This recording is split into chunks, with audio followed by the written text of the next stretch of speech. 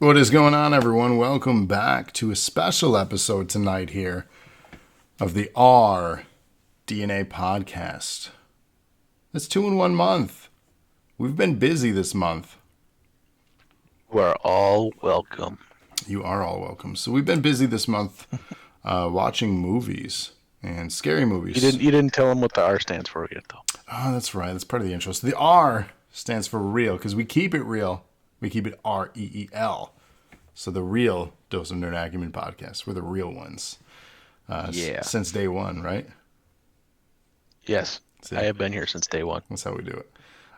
What's up, MX? What's up, Emma? What's up, Thunder? How are you guys doing tonight? Welcome to the glorious whatever this is. Yeah, whatever this is. What's up, Trevor? So tonight is... I had other things. Let me turn this on. Nope, not that. There we go. Tonight is the special. So there we go. The special, right? It is. It's our Halloween special. It's a bonus episode of our movie podcast where we talk about video game movies. We'll eventually expand into other movies, but for now, we're trying to find the worst video game movies. And this is your bonus episode. Already this month, we talked about the 2 Silent Hill films, and it was applicable because October, right? Spooky. So tonight, the bonus episode, we planned this a while ago now. We've been talking about doing this episode for probably months. And I waited to the last minute to rewatch these. I've seen them all a million times, but I spent Sunday, Monday, and Tuesday night watching 2 a night. To recap for this, just to get myself refreshed. Well, more props to you. I watched 1 and 2, and then life happened, so I'm going off of memory. Oh no! Yeah, I understand. Life gets in the way sometimes, but that's okay. Emma says the worst. Yeah, we've been trying to find the worst video game films. So far, the leader is one that we reviewed last week.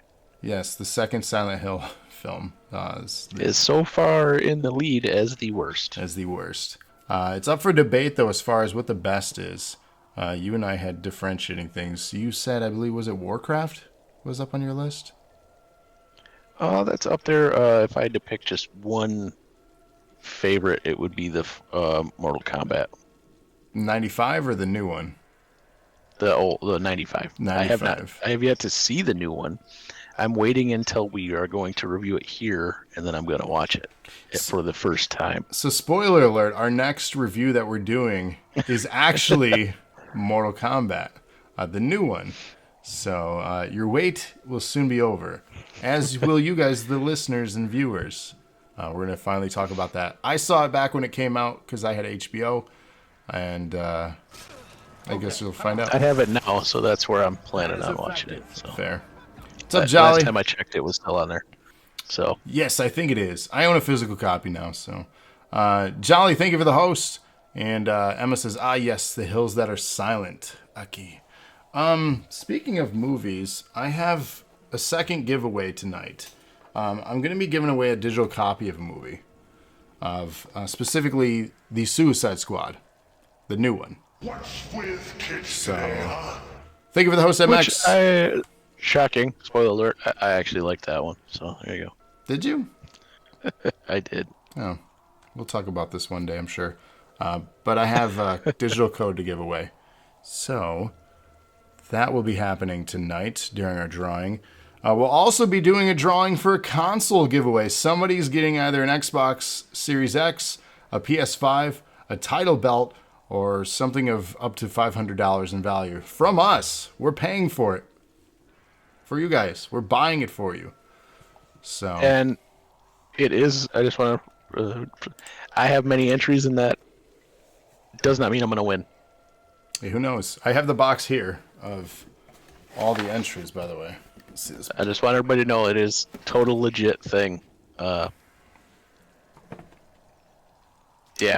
Because if it wasn't, I would have already won something. Wow. I would have been given something by this point. But he said, wow.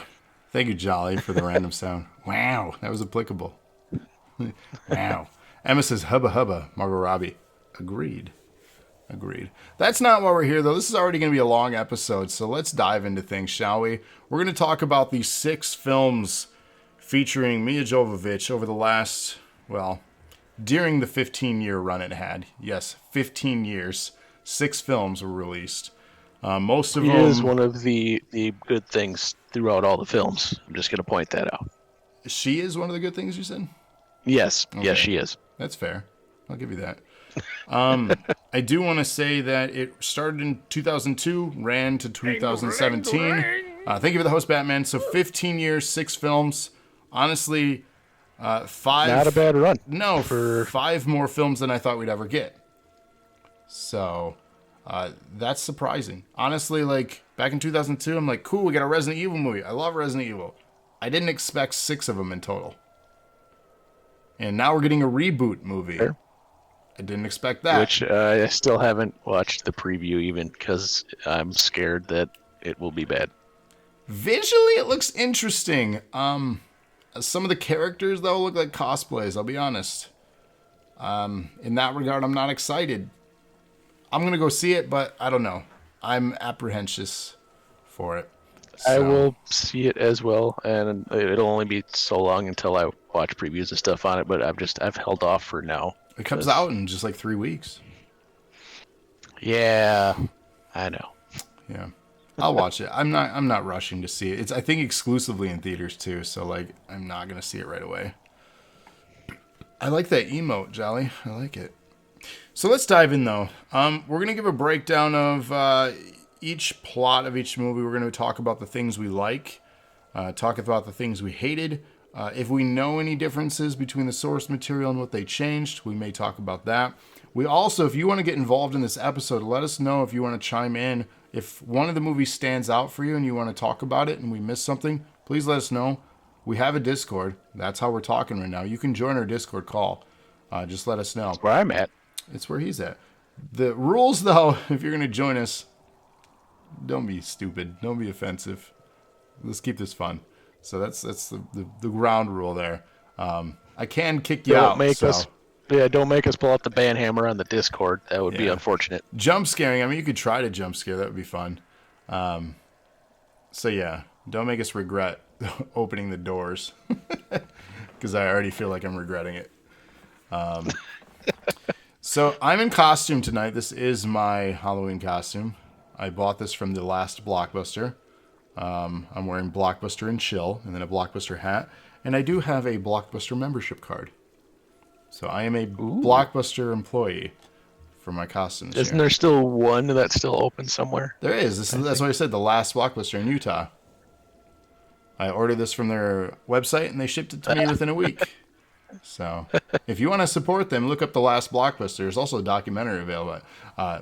We're not sponsored. Yeah, I'm not wearing my Halloween costume. It makes my face hot. Man, I got one of the light up. light up purge masks. Oh, that's so cool. I can scare all the kids. That's cool. I want one of those. Does it work pretty well? Yeah. I only had to update because I have to wear my glasses under it. Oh. So I had to actually give it nose holes so that my breath would exit the mask instead of fogging up my glasses. Yeah, makes sense. Yeah, I wanted one of those. And don't talk to me about masks being warm. I wore a lucha mask for 2.5 hours last night with a giant freaking light on me, so I don't want to hear it. Yes, but you chose to do that. I am choosing to not wear it for a stream. It's my commitment to... I just thought everybody would like to see my face more. Yeah. It's the money maker right here. This is why everybody comes. Jolly says, me offensive? Question. Emma says, bet I'm adorbs. You won't ban me. Emma says, I have a skull and crossbones dress. Probably other randoms. See, all are fun, though. MX says, do we have that Raise Energy sponsorship still? We never had that sponsorship. All you have to do is pay $30. They send you a care package, and then you just associate your email. Cody had it. We never had it as a channel, though, because I didn't want to pay $35 for a care package. I'm cheap. I'm sorry. But that's how you sign up. They send you a care package, and then you get signed up. So not all sponsors work that way. That was just that specific one. And I'm sure it was probably a good sponsor, but, like, how many of y'all are going to buy Raise Energy drink? Raise the hands. I'm not. I can't drink energy drinks. My doctor told me not to. So there's that. I gave them up a couple years ago because I used to be like drinking 3 or 4 of them a day. So I made the conscious effort to stop. Yeah, that's not good, man. Yikes. No, that was towards the end of working at the gas station there, which they were just readily available, and it was all day. Different. Yeah. That's bad. Well, I'm glad you stopped, because that'll tear you up. But yeah, small talk. I love small talk. We're going to have a lot of it throughout this, but I do want to dive in the first plot of Resident Evil, released in 2002. Emma says genetic heart condition runs in the family. Some mom flips when I have one because heart murmur happened, erratic heartbeat. So MX says you could hypothetically get a sponsor. Yeah, sponsors are easy. All you got to do is send them an email for a lot of these things. You don't get paid unless somebody buys stuff. That's how sponsorship works for the most part, MX. And a lot of times you have to buy in. Like with Raise, you had to pay $35, and then they approve you. You don't make money until somebody buys something, and then you get a dividend. That's how sponsors work. Keep that in mind. You can do that for the Gamer Grind Coffee. They're the same thing. You just send them an email. You subscribe to some of their stuff, and then you can be sponsored. It's not like they seek out these Twitch streamers. You are seeking them out. So, it's a little insight on how sponsorships really work, which people don't tell you. They can give me money if they want. I just don't want to do any of the work. They can just send me money. That's cool. Yeah, it doesn't work like that. And again, you got to get people to buy the stuff, and you're getting a dividend. So, if you're a big channel, that's great, and a lot of people are buying energy drinks, that's great. But if you're a small channel like us, it's not really good. I don't know. That's my opinion. Anyways. Cool. Resident Evil 1. Yes. 2002, action horror film directed by Paul W.S. Anderson. Let's go back in time. Mortal Kombat 95. Paul W.S. Anderson. Neat, huh? It seems to be a thing here. He directed also a ton of other things that I've enjoyed throughout time. Jolly, 5-bit donation. Hip, hip. Hooray. Thank you for that. Hooray. Yeah. Thank you for that, sir. See, that's how you get stuff for a channel, by the way. Bit donations. But then we turn it around into console giveaways. We're not in this for money. We want to give it to you guys. That'll be later tonight. Give Lana your money. Yes, give her your money. But again, that'll be later tonight. We are giving away a $500 video game console. That's awesome. I'm excited. Somebody's getting that. MX, it could be you. Kaz could be you. Emma could be you. You guys have all donated. So it could be me. It could be you. Could be me. I'm actually in this one, by the way. So how would that work? What do you mean how'd that work? I spent money. It's my money. But how you? It's not a conflict of interest. Giveaway? Well, it'd be like Cody, right? 5-bit donation. Hip hip. Hooray! Thank you for that, Jelly. It'd be like Cody winning, right? He's part of the channel, but he spent his money. The bits that I donated were my personal money. I wasn't mixing business money with it. I could win. I think I only have 5 entries, but I could win. I'll allow it. I'll allow it. You have no choice but to allow it. I know. I don't have any say in it anyway. That's just me pretending. How mad would everyone be, though, if it was like, and I'm the winner? I might just do that anyways, because that'll be funny. Okay. The film opens with an introduction of the origins of the Umbrella Corporation, which at the beginning of the 21st century is the world's biggest conglomerate entities, while its political and economic influence is felt everywhere. But unbeknownst to the public, it hides a sinister and criminal secret to the mega corporation itself is involved in military technology, bioweaponry, and genetic experimentation. I'll be honest, I loved the opening. Trevor says he could have the Xbox if I win. Good move. It's a good intro. Yeah, I loved I mean I love science fiction and horror, and like this evil corporation doing genetic experimentation. That's exciting. Like, this is cool. Umbrella. Yes. You have the tattoo. You got to get it touched up though. It's looking a little faded. It's real rough, man. It's old now at this point. Yeah, that's all right. We just faded. That tattoo's 15 years old. Damn. That's older than some of our viewers. I have my first one is now 18 years old. Damn. Or over 18. Yeah, so my tattoo is old enough to vote. You should see how that works. See if it happens. So cool opening, the setup and everything.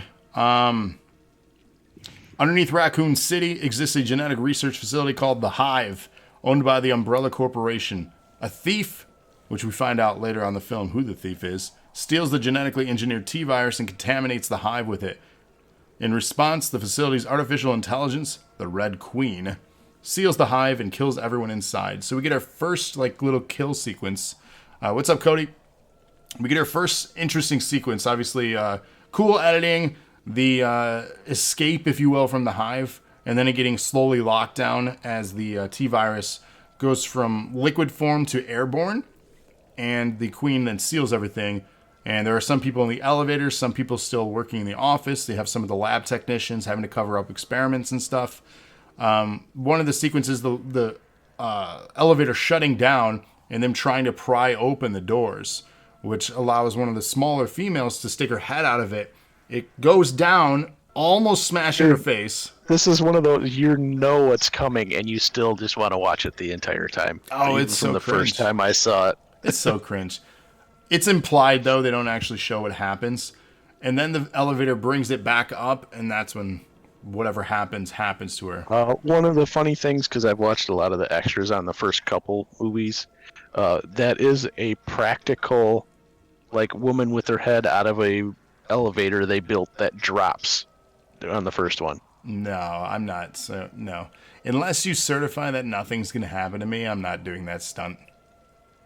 They did tell you it was designed, it would only go that low, and if you watch real closely from watching the extras, the floor is actually it would break instead of decapitating her. When her arm hits it, it actually bends. But still, you got your head out of a thing and it's dropping at what looks like a floor. Yeah, no, I'm good. It was pretty gnarly, and obviously immediately you're engrossed in what is happening, and it gives the introduction of obviously Umbrella, the experiments. It introduces the Hive, which is the main setting of the film. So a lot is done in this short little bit of time, and I thought it was very well edited and cleverly put together. But then we go to our main protagonist of it all, the one that so many people are pissed about in general about this whole franchise. And the common feedback I always get was, Alice isn't in the video games. Okay, so? Well, why does that matter? I want to raise their hands by all those people complaining how many actually played the games in and out and knew the lore that much. Because that's the same complaint I hear from people complaining about these movies. That she's not a character from the games. For me, it didn't matter. It was... the style for it was... it brought some of the elements in from the games enough for me. Yeah. I never cared that she wasn't one of the main people from the video game. And honestly, if they stuck to a lot of the main stories, we wouldn't have had the story arc that we have with these films. I like that they're unique and stand out. If you want the stories of the games, play the games. If you want this particular character story arc with elements inspired by the game world, watch the films. So like that's a main critique as far as giving back to those complainers. Like They did. They brought in some characters that you knew from the games into different parts of the series. And they did, and we'll talk about that throughout as we reach those films. So again, we get to Alice. She awakens in the bathroom in a deserted mansion with temporary amnesia. A racy scene, if you will. There's some nudity in the beginning. Is it necessary? Probably not. But no, I didn't complain about it. No, but it's one of those things. It's they want to lure in a certain audience, right? They're catering to the 18 to 25-year-olds for this movie. The key demographic, if you will, Cody. But Trevor says it's always necessary for nudity. I would never say it's necessary. No, it's not necessary. If that scene was not in there, it would not have made the movie worse. It is vital to the plot. They actually go back to that scene in other movies too for the flashbacks. It's like, really, we saw this. Yes. We're doing it again. Jolly says, although I love the Leon storyline and what they did on the Netflix show. Yeah, was there more than 4 episodes ever? Or was that the whole show on Netflix? Because all I saw was 4. Emma also says nudity is vital. Come on. I mean, to each their own. All right. So she dresses, she checks the mansion, and then is tackled by an unknown person as a group of commandos led by James Shade breaks in. Alice's attacker is cuffed and then released. I love this introduction to the character too. Report. Like he's so like adamant, but yet he knows that she may be suffering from amnesia. Like she doesn't know what is going on. She's lost her mind. So. And I know you might have bring it up later, but it's super important to why this first one to me, like a vital part of it, them coming in the super industrial guitar because Marilyn Manson did the score for the first movie. Yes. It is so great. Like it's just different from what you get on a lot of stuff. Oh, the soundtracks to these movies are fantastic. I absolutely love the soundtracks to all of them. So, real good stuff. Trevor says, what scene does everyone remember from Titanic? I mean, what scene do you remember, Trevor? Clearly, one stood out for you. What I always remember is her not letting him on the door, so he dies. That's the one. Emma says, homie Leo D can draw me like one of his French girls any day of the week. Or the car scene, steamy. Y'all on some other things tonight. Somebody's a toad. You get it? I think the kids are calling it thirsty. Is that what it is? They thirsty. It's Friday, though. Yeah. Thursday. Come on.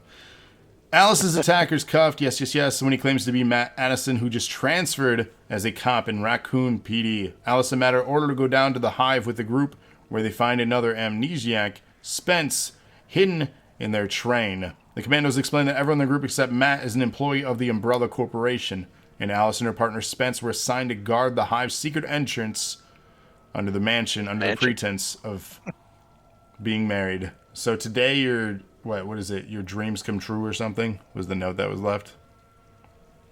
Yeah. Yes, Trevor. They're in horny jail. Good Lord, you guys. Need to get out more people. So I love this movie is like what I talked about with Silent Hill. It's kind of like a horror ride. You're going through the locations with them. Spooky ride, spooky ride. Spooky ride, not horror, right? Spooky. You're going through the journey with them from location. It almost feels like it's being played out in real time. It's not set over a extended period of time. It seems like you're playing it out as it's happening. You're with them for this ride. So I like that immediately with the editing and going from location to location as they go deeper into the Hive. I enjoyed that. Which brings them to the Queen's Chamber. One of the other cool special effects sequences here. At the Red Queen's Chamber, a laser defense system kills Shade. The laser grid? Yes. Yeah. Like, I love that it is smart, too. Turns him into hamburger? Oh, completely. But it starts out of just a simple line. And then the line moves. And then it moves. One of the ladies gets decapitated. Her head slides off. Other one had his fingers cut off. And then the last... thank you, Jelly. It does the... Or Emma, the whole thing. With the scare. She tried. Got me thinking, too.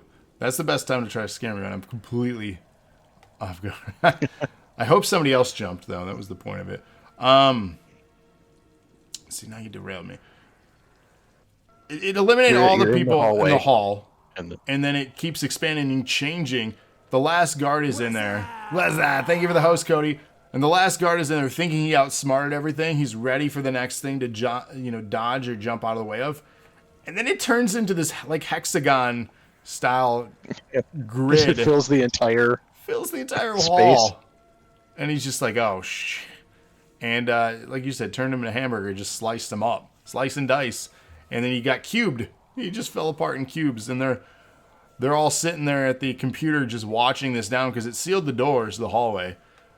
And the one hacker nerd is like, we got to keep going. And the one guy's like, are you kidding me? Like, did you just not see what happened? We're not going in there. I will point out it did do the movie cliche. The hacker, like, computer guy got it to shut off right after it went all the way through the guy. Well, of course. Of course. Like, literally, it's an inch after just completely destroying him, and then it gets shut off. Of course. The thing that bothered me about the hallway, there was like, I get it's lasers and heat, but there was like no blood. No blood in the hall. Just like sliced up bodies. And where was the cubed guy? Like there were no cube pieces when they were going down the hall. And like when they come back to this hall. They had to cut it out just for, No, it's BS. They didn't do it. It's too much work. And then when they come back to this hall, all the bodies are gone because they're zombies, right? How did just the head get up and go?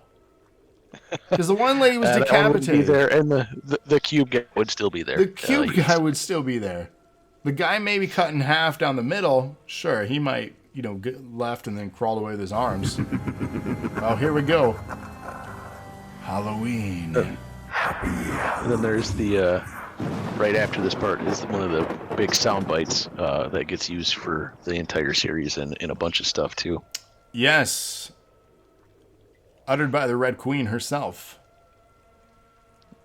Right before they shut her down to unlock everything. Yep, so that's what they're taking. They're taking a device in there, which is basically an EMP, and it overrides and disables the computer system, right?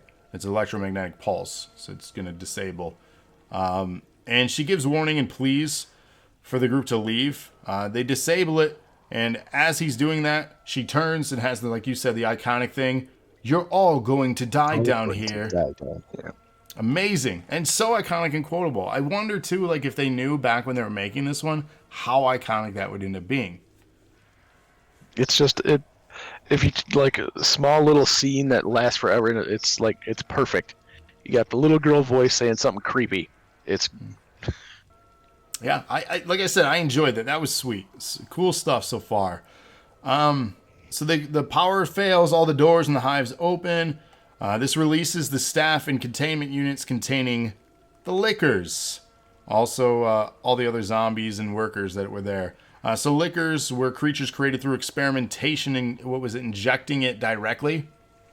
Was what they said?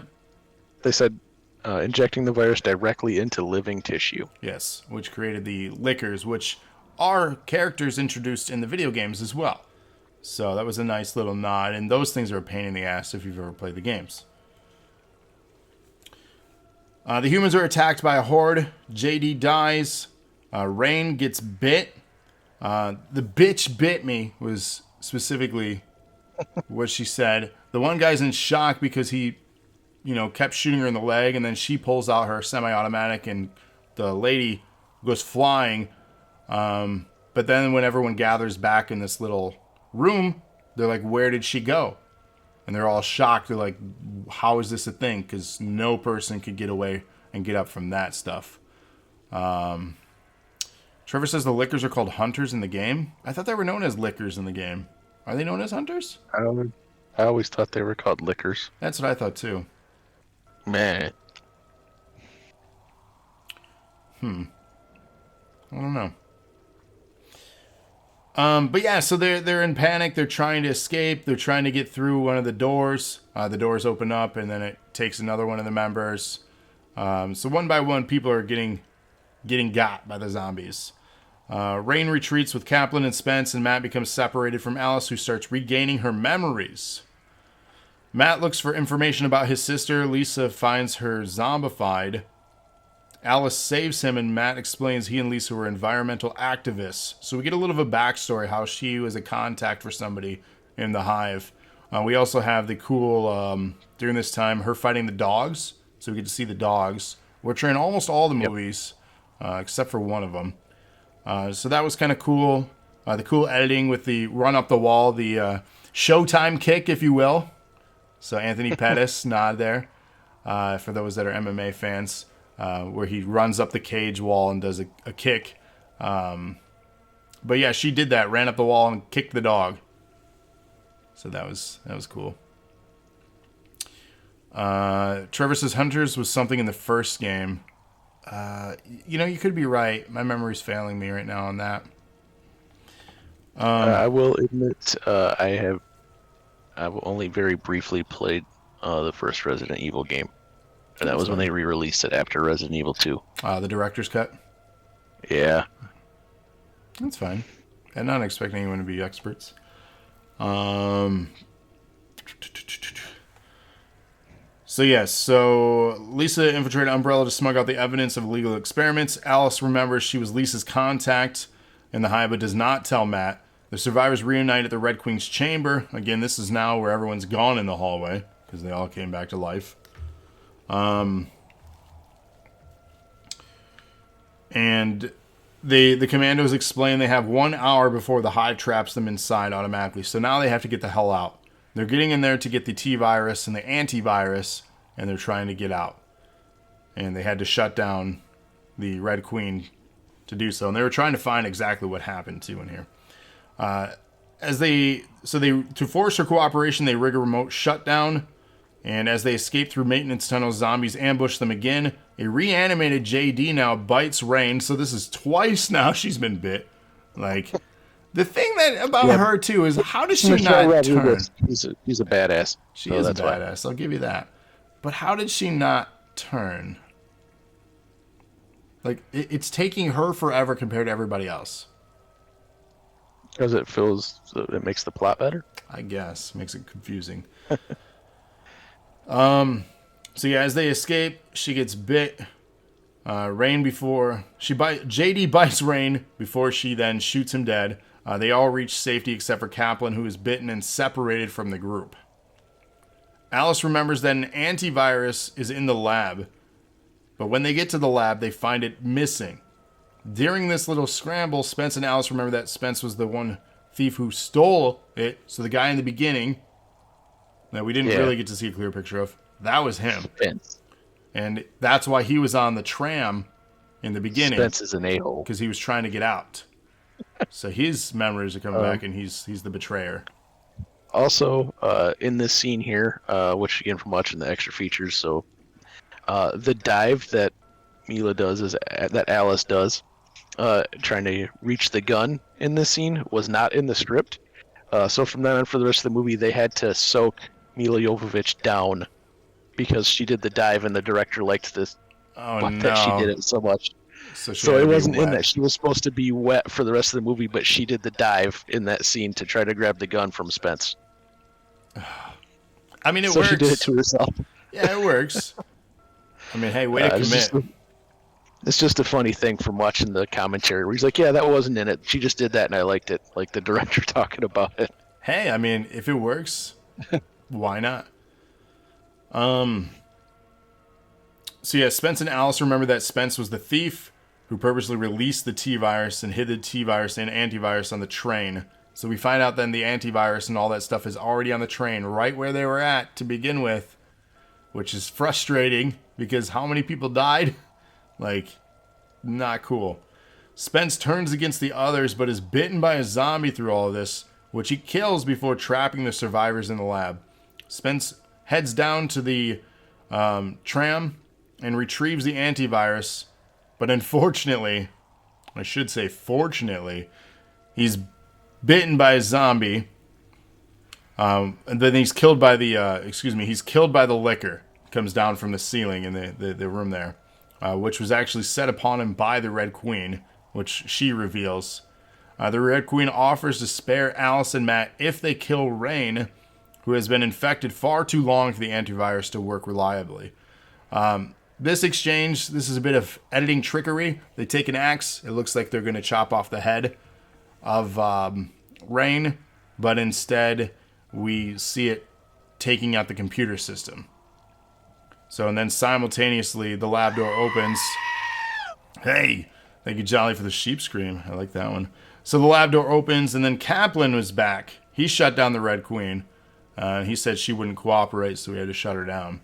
The group then heads to the train where Alice retrieves the antivirus and kills a reanimated Spence before escaping with the others. And then she quotes the note that was in the mansion from earlier to him, which was left to her. So I thought that was a nice little nod for the significance of that note, I guess, regarding today. It was really them supposed to betray everyone and then go off and get rich by selling it in the black market, basically. That was supposed to be their story, but instead... that was, from my take, that was his idea. She never wanted to do it. Right. He was like, we're going to sell it and be rich and go away together. Yeah. So, yeah, she was the better person there, and he was not. He's an a-hole. He was. On the train, they inject Rain and Kaplan with the antivirus. The liquor, having hidden on the train, attacks them, clawing Matt and killing Kaplan. Alice subdues the liquor before Matt is attacked by a zombified Rain now, so the antivirus didn't work because it took too long. The antivirus, having failed to cure her, he shoots Rain dead, and then her head hits a green button, opening the door and dropping the liquor under the train and killing it. Back at the mansion now, Matt's wounds begin mutating on his arm because he got scratched during the fiasco on the tram. And before Alice can give him the antivirus, the mansion doors open and a group of Umbrella scientists seize them. They subdue Alice and take Matt away, revealing he's to be put in the Nemesis program. And that the Hive has... It is foreshadowing. And that the Hive has to be reopened for an investigation into the incident. We then get a little bonus of sometime later, Alice awakens at the Raccoon City Hospital strapped to an examination table. She escapes and goes outside to find Raccoon City deserted and in ruins. She finds a shotgun from an abandoned police car and continues through the streets as they pan out to a wide shot of Raccoon City. And then into the awesome soundtrack for the credits. And other little specials here. The Matt character, his arm twitching, like all the muscles in his shoulder itself moving, were actually him doing that. Yeah, and the bonus features that was CG was the little like tentacle things coming out, but all the muscle moving, that was all him. Yeah, she complimented him in one of the bonus features and said that he was just super muscular and he was able to do that. And that one, and yeah, and then the Nemesis program. Yes, which is actually the third game. So they were alluding to Nemesis in Resident Evil 3. So I thought that was cool. Good stuff. So 2 years later, well, do we want to say, do we like it? I think the general consensus is we really like that movie. Yes, that, not even just for video, that's one of my favorite movies. So.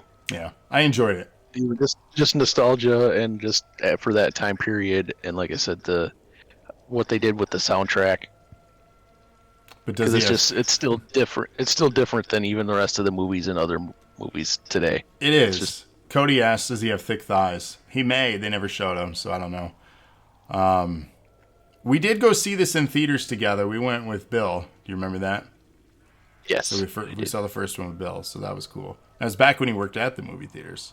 So, cool stuff.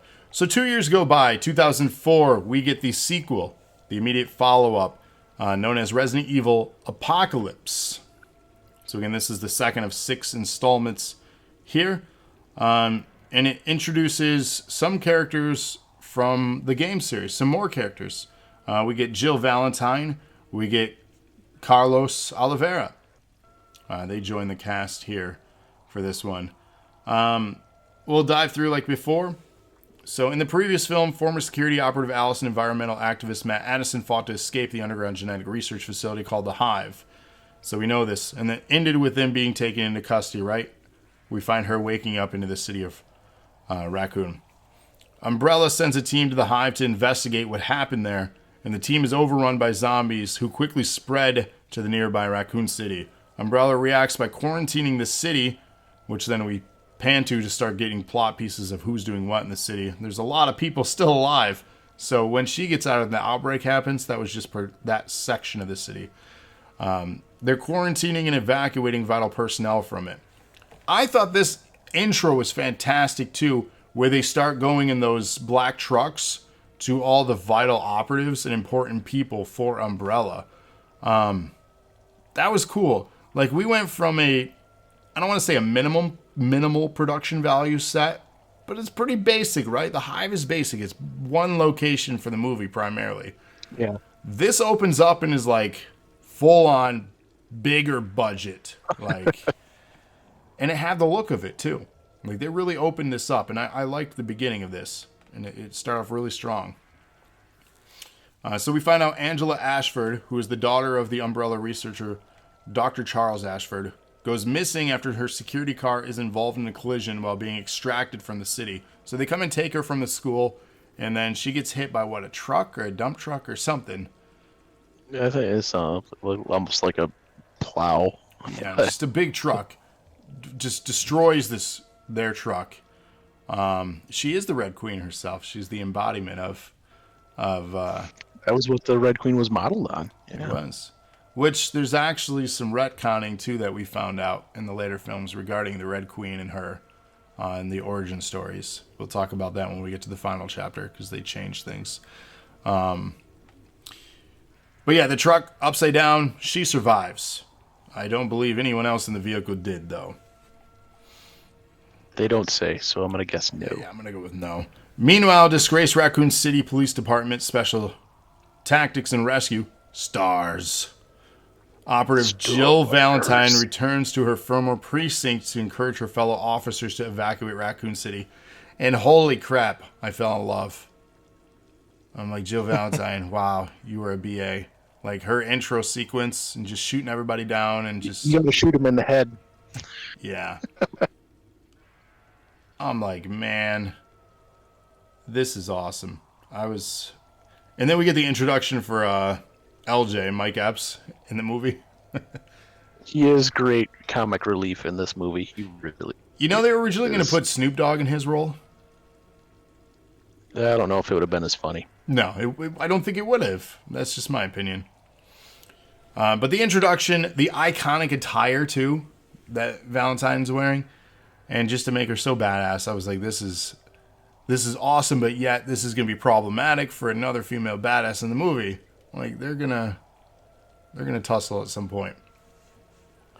I will say, just random thought, this series does very well at making female characters badasses. They do. There was heavy critique, though, that they made them a badass, but yet still objectifying them with their attires. So there was critique. I could see that. Like you kind of pointed out, it's geared toward a certain demographic. Yeah. Jolly says... Go ahead.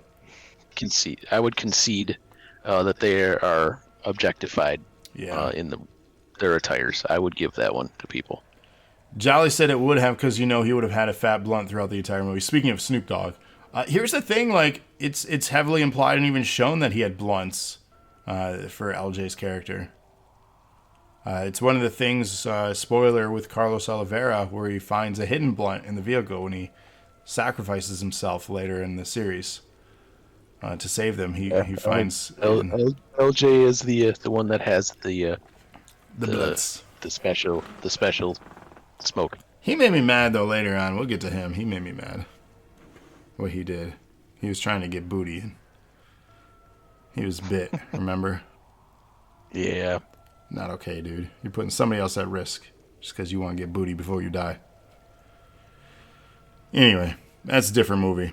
It's not this one. So Alice awakens. Go ahead. I don't think you're quite there yet, but just real fast. LJ has another one, and it's the comic relief. But his scene driving the car a little later, where he nails the gas, drills a zombie. 10 points, GTA. GTA, motherfucker. It's so good. That is good stuff. Yeah, he's definitely the comic relief, and I enjoyed his character. Motherfucker, please, my shit is custom. Like that. That's good stuff too. Like he's spot on. I liked his character. It was written really well. It was good stuff. Like it was. Trevor says, "Man, gonna risk it all for some ass." He was. That ass was specifically a shanty. Not going to. He did. He did. He did risk it all. It was a shanty. Spoiler: she didn't make it either, though. So a lot of people be dying in these movies. Spoiler. So we finally get back to where we were. All this stuff happened. It was the setup, and then we get to present time. Alice awakening in a deserted hospital and wanders the city in search of supplies. When Umbrella uses the only bridge of the area to evacuate the civilians, at the bridge, Valentine meets with her former partner, Sergeant Peyton Wells, and a civilian then turns into a zombie, biting and infecting Wells. And in response to the virus reaching the bridge, Major Timothy Kane, leader of the Umbrella forces in Raccoon City, seals the exit and forces the residents to return to the city. Cody says if the ass is good enough, it's worth dying for. Is it worth getting other people killed for? That's the selfish part, right? That's what I'm saying. If it was just him dying, like, that wouldn't be as big of a deal. But, risking other people, that's where it comes in. Trevor says Ashanti did have a nice ass. Cody says people die. Spoiler alert for Halloween Kills. See, yeah, this dude messaged me. He said people die in Halloween Kills. I'm like, you're spoiling the movie for me. I'm pretty sure that's going to happen. That's the joke. Jeez. You guys. After being abandoned by the employer following a failed attempt to rescue civilian Umbrella soldiers, Carlos Olivera and Nikolai Genova, how do you say his name? Nikolai. They don't ever say his name. Nikolai. It's just Nikolai. Team up with the surviving STARS operatives to repel the zombie attacks. Which this was a cool sequence because we get introduced to Nemesis during all this. And we also see Nemesis destroy a lot of people. Except for LJ. Because he's a civilian and he's not STARS. Yeah, he drops his guns. Yeah. Drops his guns. So he doesn't. He's not a threat. What they identified him as. I'm like, well, damn. Way to devalue him. So much for your custom weapons. That's where you had the. I don't know if it was I always thought it was, but I don't know the guy that was on the roof. I think he has a name in one of the games as well. But I can't remember. But the guy that was trying to snipe everybody, which he did headshots until he was shooting at Nemesis. It's one of the things that always bugged me about that scene. Like, drilling everybody right in the head, and then he's got this giant guy, and he's just going for chest shots. Yeah, that's... movies, I mean... Yeah, keep it interesting, I guess. So again, the position is overrun. Olivera is bitten and infected. At a separate location, Valentine Wells and news reporter Terry Morales are about to be overrun, though they are saved by Alice. So in the church sequence here, what the hell is this all about? The motorcycle through the glass. So obnoxious. Just because it looked cool. So obnoxious. I don't understand it. And then you find out that the priest is keeping his sister alive and feeding her, trying to pray the T-virus out of her. Yeah, that was a bit messed up. I didn't enjoy that sequence. At this time, Umbrella deploys a heavily mutated experimental super soldier, the Nemesis, who kills the remaining STARS members before searching for Alice. So that's the whole thing. They're testing him, right? They want to see how these two can do battle. That's the whole point of all this. They want them to meet each other. Dr. Ashford hacks into the city's closed-circuit television system and uses it to contact Alice and other survivors, offering to arrange their evacuation from the city in exchange for help in locating his daughter. He makes an identical offer to Olivera and Nikolai and explains that Umbrella intends to rid Raccoon City of the zombie infection by destroying it with a nuclear bomb. Kaboom. Kaboom. Which happens in the game, so they just go on to wipe it off the map. So on their way to Angela's location, Alice and the others are ambushed by Nemesis. Valentine kills Wells after he turns into a zombie. Alice engages Nemesis but is wounded and forced to retreat separately, luring Nemesis away from the rest of the group.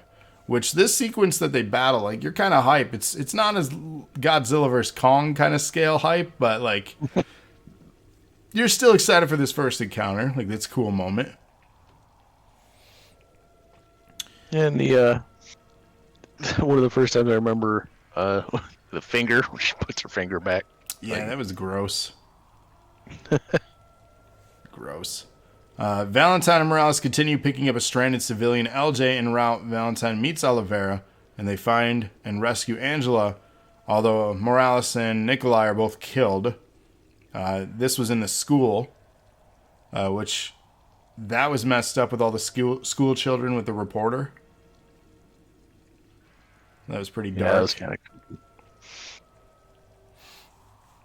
of... So through this, Angela reveals that the outbreak is a result of a virus created by her father to treat the genetic disease from which she suffers. She has the T-virus. Only by regularly injecting herself with the virus, Angela is able to survive. Though she must also take the antivirus serum to prevent turning into a zombie. Alice uses some of the antivirus to cure Olivera. And this is another one of the comedic moments. Motherfucker, I'm been hanging with you and shit. Yeah, because he was bitten. He's been with him the whole time. He's like, what the hell? Why wouldn't you tell me? Like, yeah, that's a good line too. I enjoyed that one. So I'm gonna pull it like we talked about. This movie he is perfect comic relief for the horror movie in this one. It's good stuff. I think this movie is the lowest rated in the franchise as far as the scores from critics. This one is considered the worst. That kind of surprises me a little bit. But... Which, we're going to rank these things at the end. I don't think this is the worst for me. I don't know, though. I don't know. I don't think this is the worst. But we'll find out at the end of this thing. I'll tell you, not going to do my whole list. This is not the worst for me. Yeah. So. Let's see. We'll do the list later. Where was I? You gotta stick around for the end for that. Yes, you have to stick around because we're giving away prizes. Soon we'll give away a movie. Who wants a movie? Somebody want a movie? I don't know. We'll give it away. We'll see what people think. So Alice used the antivirus to cure Olivera. Dr. Ashford gives Alice the location of an extraction point where a helicopter awaits. The group makes it to the rendezvous point, but are ambushed by the Umbrella forces. Major Kane kills Dr. Ashford and forces Alice, whom he reveals was augmented by the T-virus, to fight Nemesis. So this scene sucked, man. Like, the dad who's trying to do the right thing and save his daughter gets killed in front of his freaking kid. Like, what the hell? That was dark. I was like, out of anyone I wanted to make it out, like, I get, yes, the kid should make it out, but, like, the dad should too? Like, come on. And then she was very important to me. I don't care about her. I'll kill her in a second. Like, yeah. Cody says turned him into the bad guy in like half a second. Emma says I have a charcoal teeth thingy. Pretty awesome. Super smooth and clean. See, that's why I ignored you, Cody. You were talking about some weird stuff in chat. Y'all are on some next level right now. Let me tell you. We're not there yet. Alice gains the upper hand and upper hand over the super soldier, though she ceases fighting after realizing that he is Matt, her friend, mutated by the experiments, so she does not want to continue. Nemesis turns then on Major Kane and attacks the Umbrella troops, but is killed protecting Alice.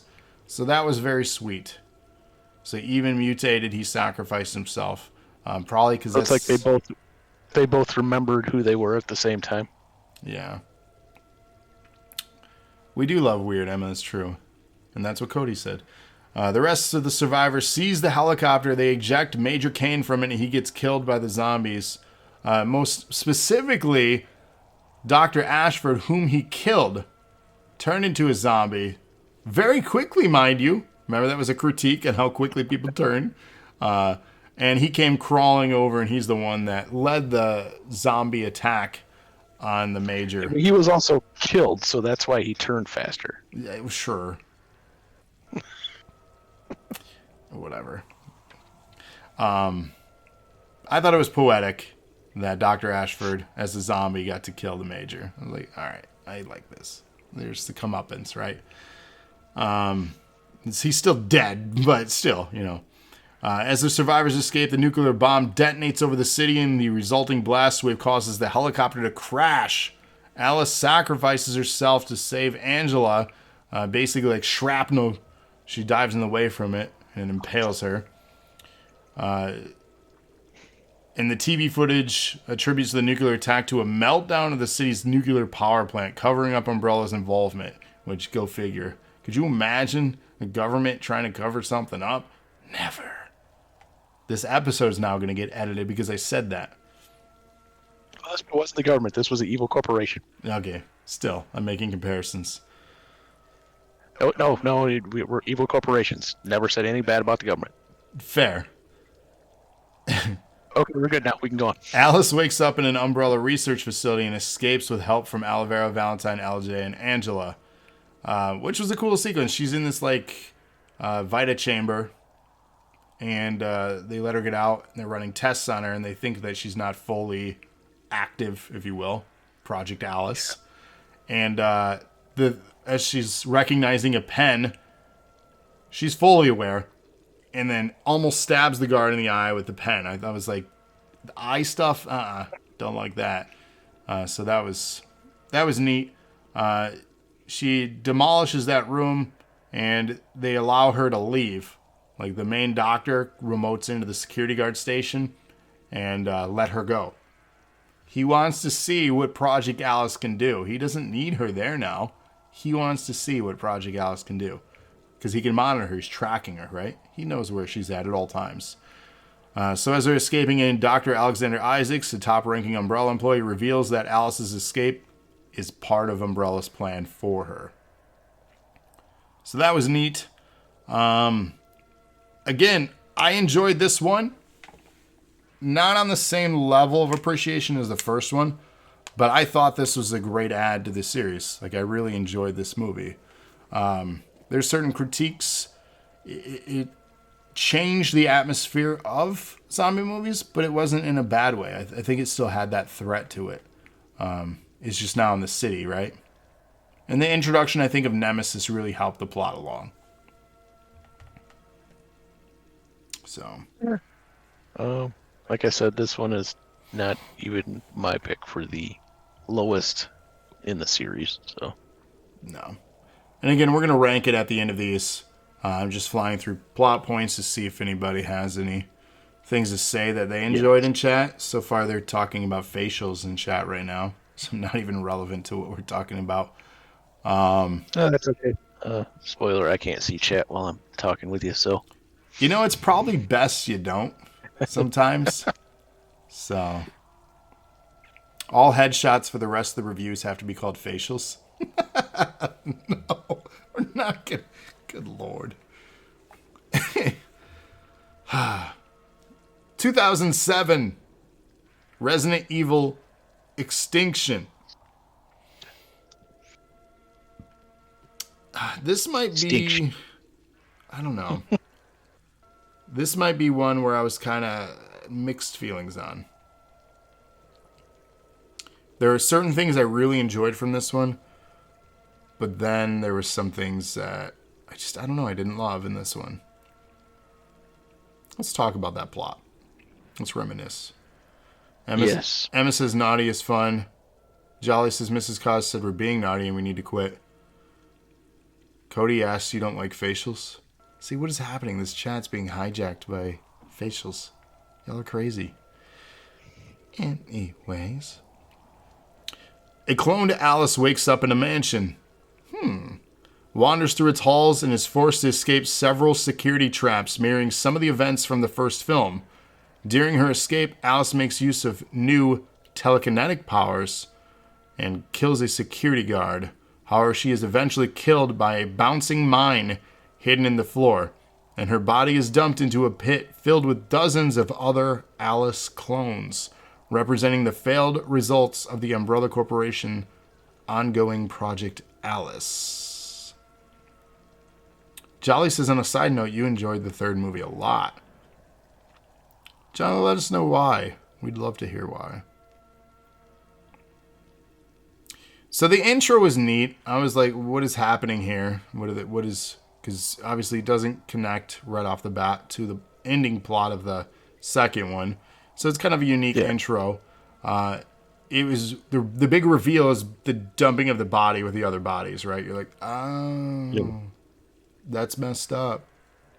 But it makes sense, you know, for what they're doing. And it makes even more sense for the final chapter, the final movie. When all this stuff comes full circle, you're like, oh. It was a good, like, big reveal. You liked the on-the-road stuff surviving after a big event? I mean, fair. So that's generally what this is. Like Jolly said, on the road stuff, surviving. That's a great way to describe it. It's what happens in this one. So following Umbrella's attempts to cover up the contamination in Raccoon City, the T-virus spreads around the world. Could you imagine a virus spreading around the world and everyone getting infected by it? Never would happen, ever. No. I'm shaking my head. I'm just shaking my head because have we learned nothing? Emma says, it sounds wild. It does, doesn't it? Unbelievable. You know, back in 2007, I would have been like, yeah, unbelievable. How could we let this happen? Fuck. Yeah, makes me sad. Anyway. So it spreads around the world, devastating not only the human population, but the entire global environment. Oh God, we got tortugas now having sex. That sounds unbelievable. Hashtag fuck, she says. Yes. I like turtles. See, you miss all this stuff not being connected and hearing the... I'm literally listening to turtles doing it in my ears right now. And when people listen to this back, they're like, why do we follow this podcast? This is obnoxious. They can never get to the point of anything. Well, we kind of do a little bit. Good Lord. Cody says he's TikTok famous. Well, damn. Look at you, Cody. So, yes. Human populations devastated the entire global environment in the next 5 years will be as well. The real Alice wanders the wasteland that was once the southwestern United States, and after fighting off a family of marauders, discovers information in an abandoned notebook referring to an unaffected area in Alaska. Alice realizes that she, like her clones, have developed telekinesis. This sequence was messed up with the marauders. Yeah, I was going to bring that, like, it was almost like The Hills Have Eyes. They just, like, borrowed a little bit from that to make a scene. Well, they tried to do the naughty tour. Like, that's not cool. Like, they went down a dark road. I'm like, yeah. And then the lady got mad because she... Go ahead. About how the people would digress. I was trying to point out that where there's going to be people that would actually resort to doing things like that. Well, I'm sure of it. Like, I'm not, saying that that's not a thing, because there's shitty people. But like the funny, how do I say fun? Funny? Yeah, we'll go funny. Jolly says, "Do I hear banjos?" You probably would too. The thing was, the lady got mad when she retaliates from being basically almost raped, right? In killing the guy. She's like, "You killed him!" Like, motherfucker, what do you think? Like, yeah, she's gonna kill him, and then she's gonna kill all of you. Like, don't do that to people. You get what you And they have deserve. a pit with their pet zombie dog. Right, yeah. Like, what the hell? Yeah, there were some weird folks. Yeah, some Hills Have Eyes, as you said. That's a good example. But she got out of there. Okay, so we're good. Meanwhile, Dr. Alexander Isaacs, the former head of Project Alice and top official at the North American Umbrella facility in Nevada, considers Alice's recapture a top priority due to her ability to bond with the T-virus without mutating. Like, here's the thing. Why would you let her go if you wanted her back? Didn't know at the time, bro. Like, why would you release your experiment until you fully realize things? Like, that's stupid. Because things. Stupid. The chase is always fun. They wouldn't have movies if they wouldn't have let her go at the end of the second one. Okay, fair. At a meeting of Umbrella's executives, Isaacs attempts to persuade Umbrella's board of directors that he can use Alice's blood to develop a treatment that will tame the infected zombies, and Isaac's plan is dismissed by Umbrella CEO Albert Wesker. We're introduced to Wesker finally. Wesker. Which was played by a different actor in this one than the other ones. They replaced him because this Albert Wesker was terrible. He was not a good actor. But this Albert Wesker ended up voicing Batman in the animated movies over the last 10 years. So I didn't know that was a thing until doing some research on the Bat actor. Will Arnett? No. No? Okay. This man's name is Jason O'Mara. So, yeah. Oh, sorry. Will Arnett does the Lego Batman voice. Yeah. Jolly corrected you as well. Jolly says, no, that's Lego Batman. So there you go. See, chat knows their things. That's why they're here. They're the true nerds. We're just the talking heads. Not to be confused with the band. The Talking Heads. Anyways. So yes, Albert Wesker. I was excited because he is a great villain in the franchise. Awesome to see him introduced here. So the CEO orders Isaacs to return to his work with the clones. Our house in the middle of the street. Our house. Simultaneously, a convoy of survivors led by Claire Redfield. Yes, more characters that we know. Who actually was pretty well cast, in my opinion. Ali Larder. Ali Larder's good. Yeah, like she wasn't a bad choice for this. She's not the best actress, but she wasn't a bad choice for this role. I think she's convincing. She was believable for what trying to like I said, the kick-ass female character. She was believable in that. Right, that's what I'm saying. She worked for this character, so good casting choice. So we have a convoy of survivors led by Claire and Carlos Olivera, as well as LJ, who are traveling across the country in search of supplies and safe harbor. While searching a motel, LJ is bitten by a zombie. It was like a naked zombie too. Man. Kira says he's a terrible actor, but at least he was a good voice actor. He did really good in Justice League movies. See, that's what I mean, Kira. He was a great voice actor, but he was not a good actor in this character. It was so off-putting him as Wesker. Not good. So yeah, LJ gets bit. I remember that he was different in this one. That's how much I've toned it out. I mean, the look, he was a little thicker. And the look is pretty much the same. They try to make him look the same, but the other guy looked better in the role and was just a better actor for the character. And I really like Wesker. So Kira says he looked plastic. Yeah, it looked weird in this one. If you go back and check it out, check out the differences between the Weskers. The newer one's way better. So fearing that the harsh fate awaits him, he chooses not to tell the other survivors about the injury. Including Ashanti, because he wants to get that booty. Damn him. The next morning, the convoy is attacked by a murderous flock of infected crows, which was cool. They did a close-up, and the eye was all red and crazy. So, And they covered it saying they got infected by eating infected meat. which makes complete sense. So the pandemic that we're in right now is supposedly from a bat. So, and they have had reports of animals getting this too. So this is the thing.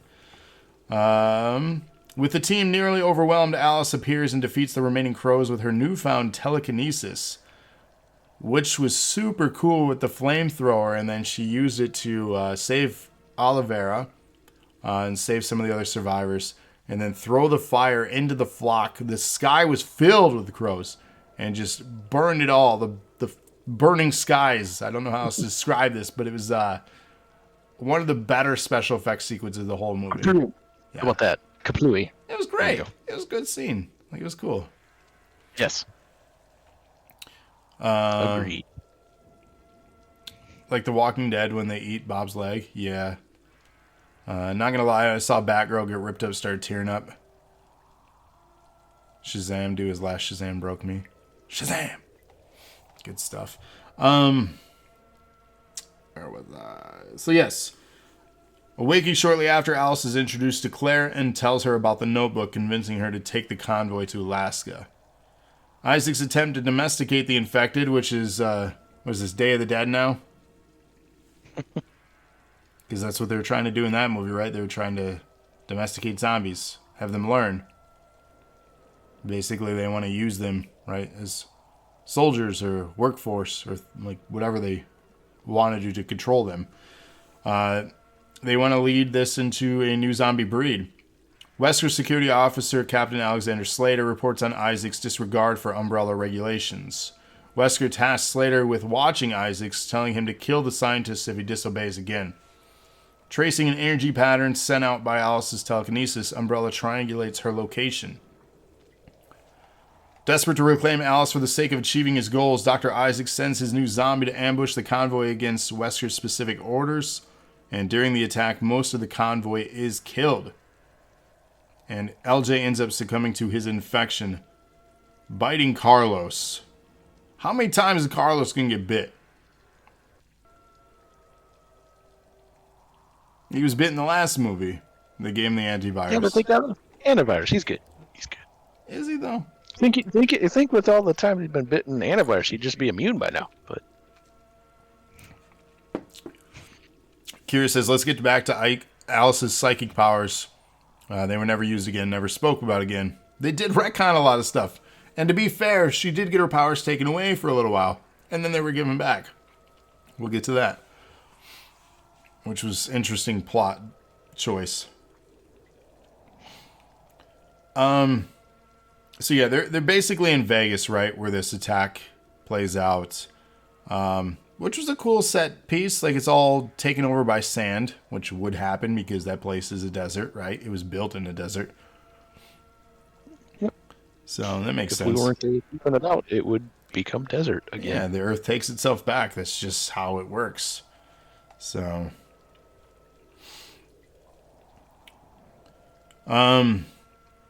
Umbrella tries to shut down Alice remotely, but she breaks free from the programming and continues to fight. She finds Isaacs at the scene, and he is bitten as he flees via helicopter. Allison Kmart is one of the survivors' names. She gave that name because everyone she knew was dead, is how she described it.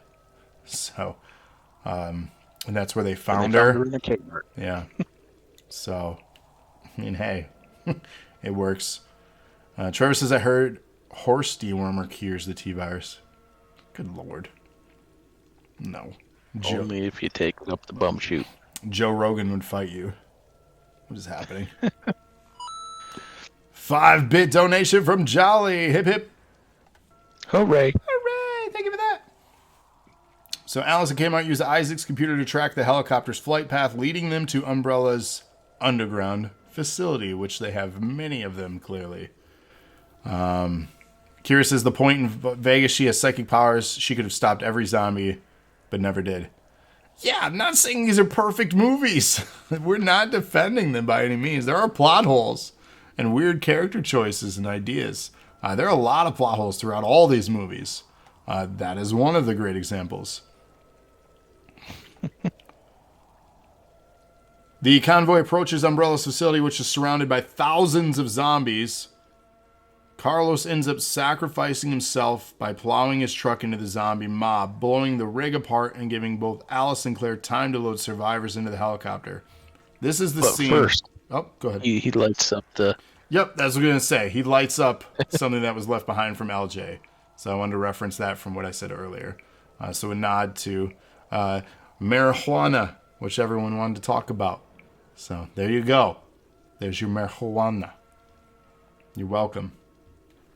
So yeah, he sacrificed himself. The dude was bit. Anyways, like he was going to die. He knew it. And they needed somebody to do this, and he did it for the team. Should have been Snoop.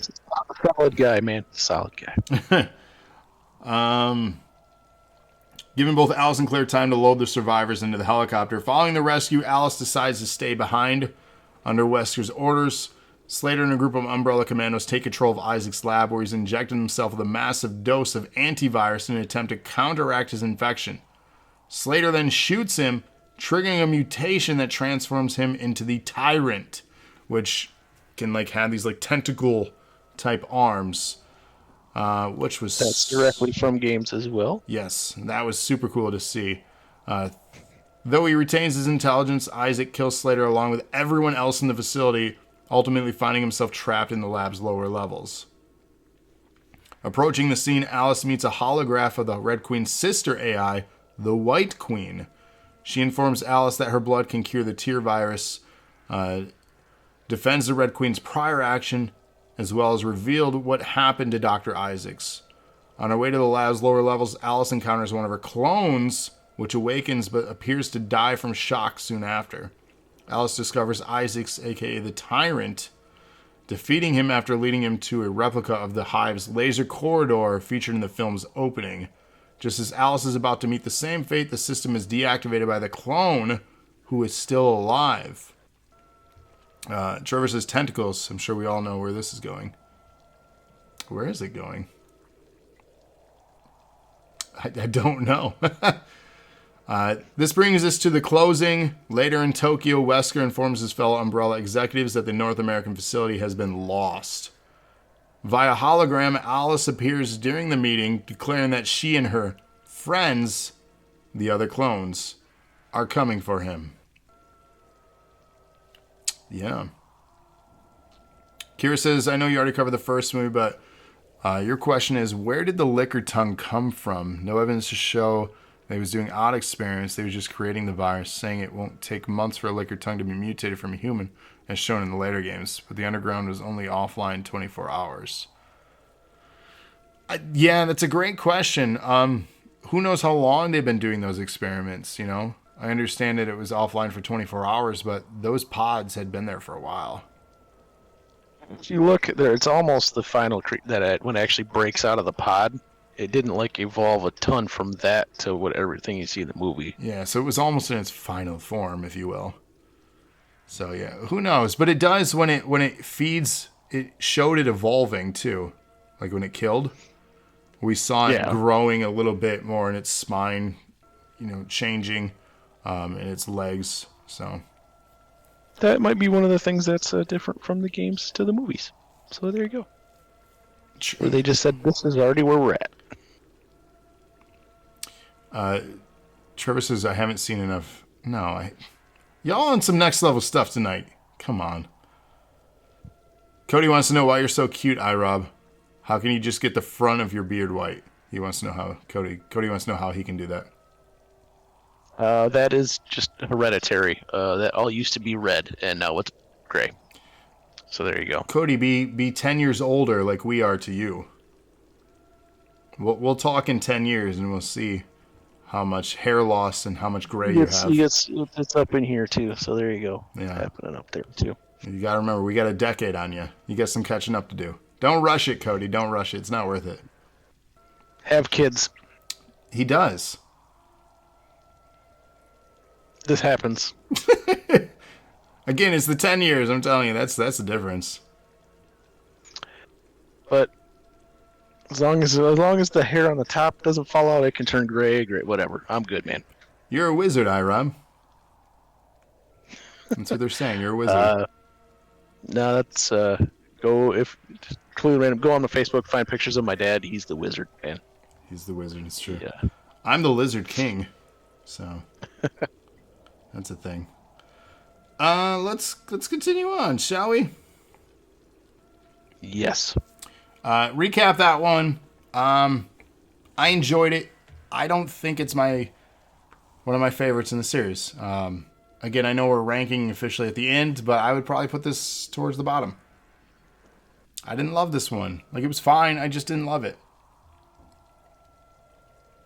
And I just want to when we rank all these, I like all of these movies. I like the series, but we're gonna have to rank them, and we'll talk more. I'll talk more about stuff later with it. Yeah, we'll get to that. We also, again, we have a console we're giving away and a movie we're giving away, so stick with us, guys. That is happening tonight, I promise. But let's go to 2010. 12 years ago. Oh, God. Almost at this point. Stop it. Almost. Resident Evil Afterlife. Because it's after Extinction. So yeah. See where they're doing that? They are. So this one's... Trevor, I don't think you'd seen any after 2. Good Lord, Trevor. I need to get you to watch more movies. This one was released in IMAX 3D, the first of the series. And there are some tropes in the movie that are obvious to it being a 3D film. For whatever reason, instead of making things have actual depth, they still have the understanding where we need to throw weapons or objects or other things in your face. I don't know. But this movie starts off with possibly my favorite opening sequence in the entire series. Tom and Andy assist with the soundtrack as well on this. And my God, the opening sequence on the streets of Tokyo blew my mind. And it's still one that I rewatch. I had watched this and studied this sequence when I'd started film school. And I was like, I want to one day create a sequence as cool as this with the editing and the music cuts. Because it was so well done. Kira says this is one where we first get Ada Wong and never see her again. Was she only in one? No, she's in another one, I thought. Is she only in one? I thought she was in 2 of them. Oh, it'll tell us when we read. It will tell us, because now I'm questioning myself. Was she only in one? No, she was in another one too. I think she was in this one and the next one. She was only in one game anyway, wasn't she? She was in a few games. Was she? Okay. She's playable in 6 and Revelations 2. I don't know. Rated forgot to rewatch the movies. That's all right. That's what we're here. We're going through the plots. So we're on the 4th of 6 movies. We're over halfway, people. We are halfway. This is the one they are in the prison. Yes, and it's funny. They're in a prison and they meet an actor that was in a show called Prison Break. I thought that was funny. I'm like, this actor just plays... And he's teaching them, and he's going to help them get out of prison. And he was, and he did. I'm like, what the hell? Does this guy have one note or what? I found out, too, that my wife hates him. She thinks he's a terrible actor. So I was like, oh, okay. We're all allowed to be wrong on certain things. It's okay. Yeah, hey. 1 year after the events of Extinction, Alice and her clones lead the assault to attack Umbrella headquarters located in Tokyo, slaying the entire branch except for Albert Wesker, who escapes in a plane and detonates a bomb that leaves a massive sinkhole. The real Alice boarded beforehand and attempts to execute Wesker, only for him to inject her with an antivirus to remove her superhuman abilities. Wesker is revealed to have used the T-virus to gain his own superhuman abilities and prepares to kill Alice. But before the autopilot crashes the plane into the mountains, only Alice survives. Yeah, the sequence here is just fantastic. The editing, the breakout in basically the Times Square of Tokyo, right? That was super cool. And just again, the music and the editing of this was really, really well done. Jolly says this one was badass as well. Love the bathroom scene, and he's not being naughty. No, you're right. The bathroom scene was fantastic, and we'll get to that. Enjoy that with the rain and the slow motion. Yes, Kira, the slow motion, the music, the turn with everyone with the umbrellas, just the editing style, the opening sequence of the movie by far is probably my favorite of the franchise. So well done. 6 months later, Alice travels to Alaska in an airplane tracking broadcasts from a safe haven called Arcadia. However, she only finds abandoned planes and is attacked by a feral Claire Redfield. Alice destroys a spider-like device on Claire's chest, which is a nod to Resident Evil 5, giving her amnesia and pacifying her. They travel to the ruins of Los Angeles, where they find survivors living in a prison that is surrounded by thousands and thousands and thousands of undead. L.A., go figure. Were those people even alive to begin with? We don't know. It's L.A. They meet Luther West, who leads the surviving band from the prison. Wendell, Crystal Waters, Bennett, Kim Young, Angel Ortiz. With their help, Alice finally lands on the prison roof and learns that Arcadia isn't a fixed place, but a cargo tanker traveling along the coast. However, though the ship hasn't moved, no one from it has responded to the group's rescue flares. Luther takes Alice to the last inmate, Chris, who we find out is Chris Redfield, Claire Redfield's brother, who's played by Wentworth Miller of Prison Break, which I love that show. You do. I do. It was a good show. I really enjoyed it. I even played the Xbox 360 game, which was complete trash, but that's how much I liked the show. Anyway. So he insists he's falsely in prison and he'll reveal an escape route in exchange for freedom. He knows a lot about the prison, too.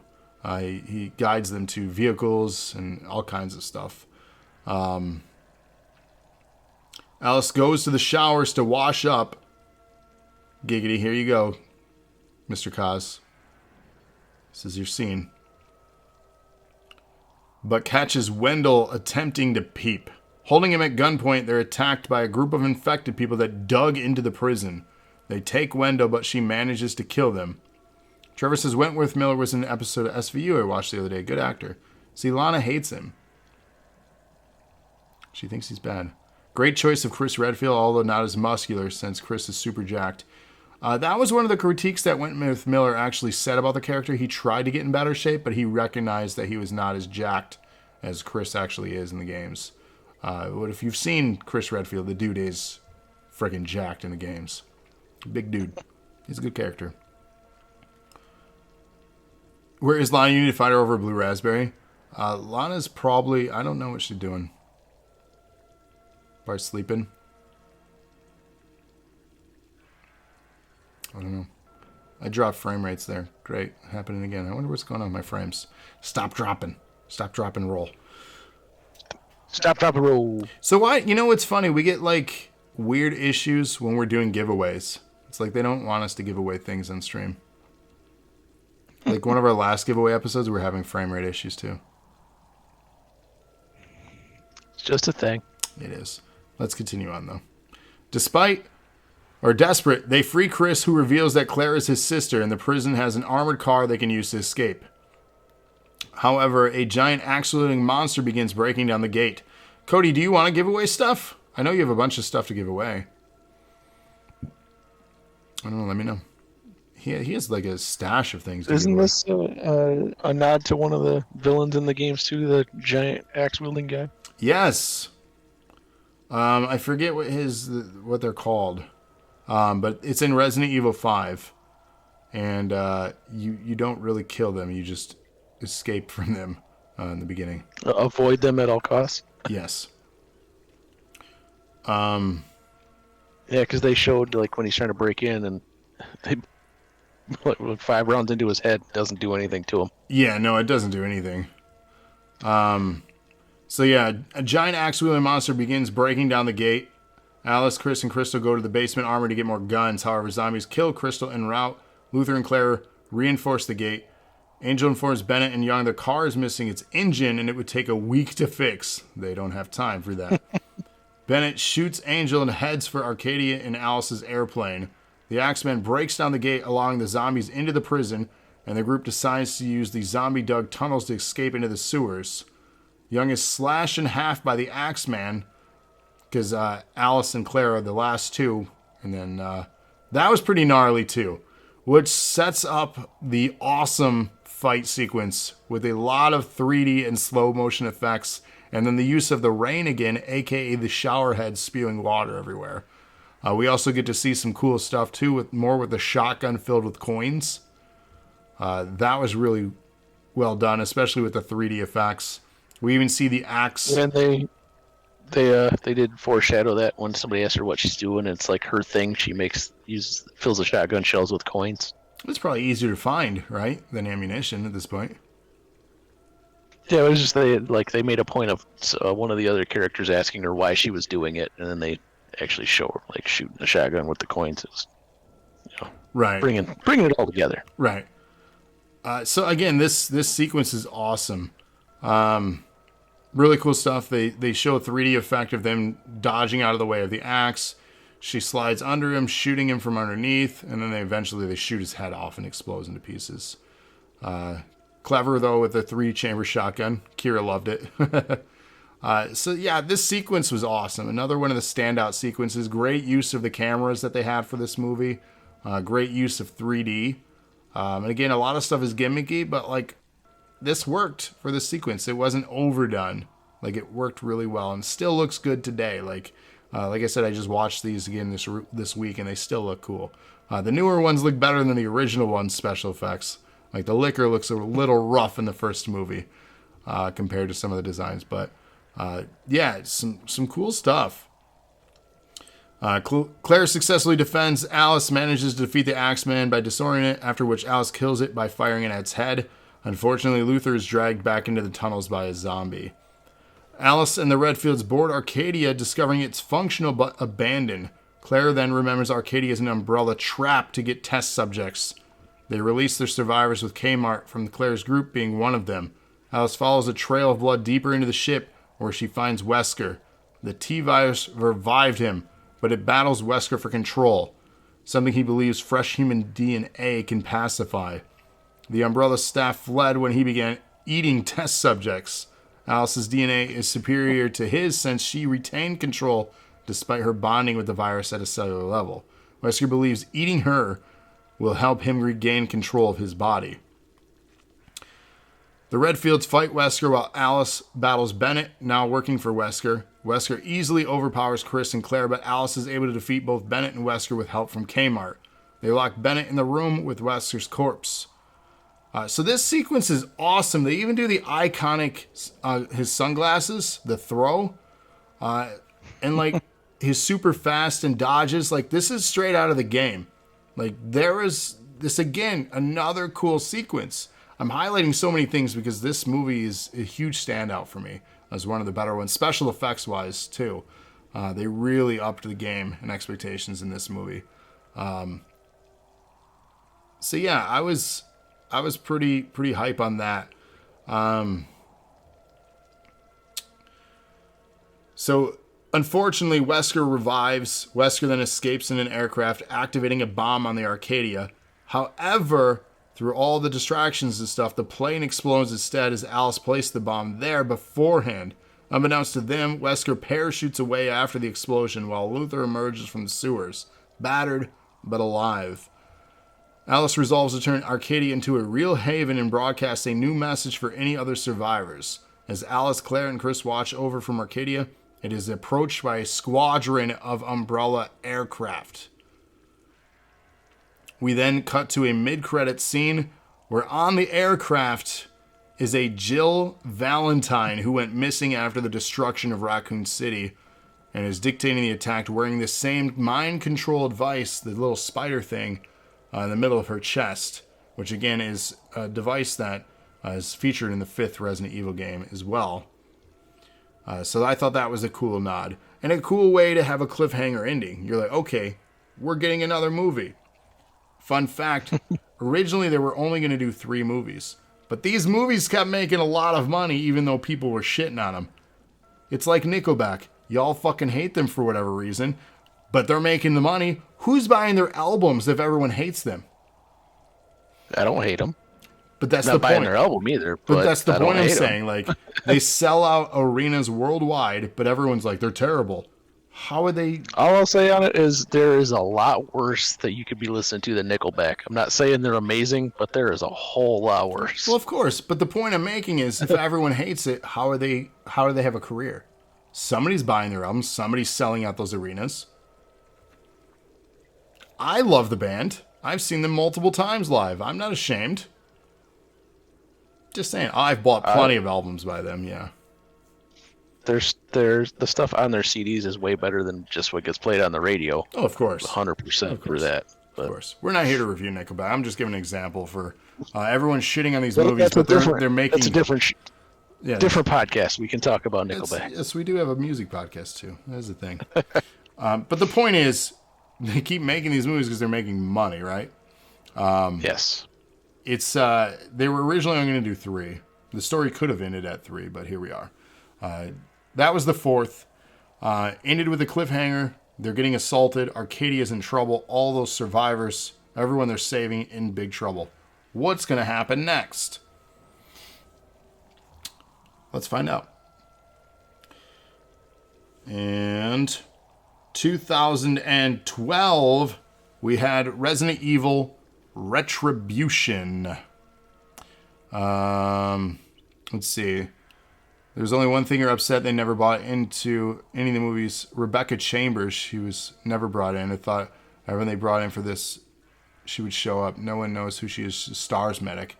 I'm not too terribly familiar with that character, to be honest. I've played the games. I don't know why I don't remember that character. That's a great question. I'll have to do some research. What specific game? Or games? We'll wait.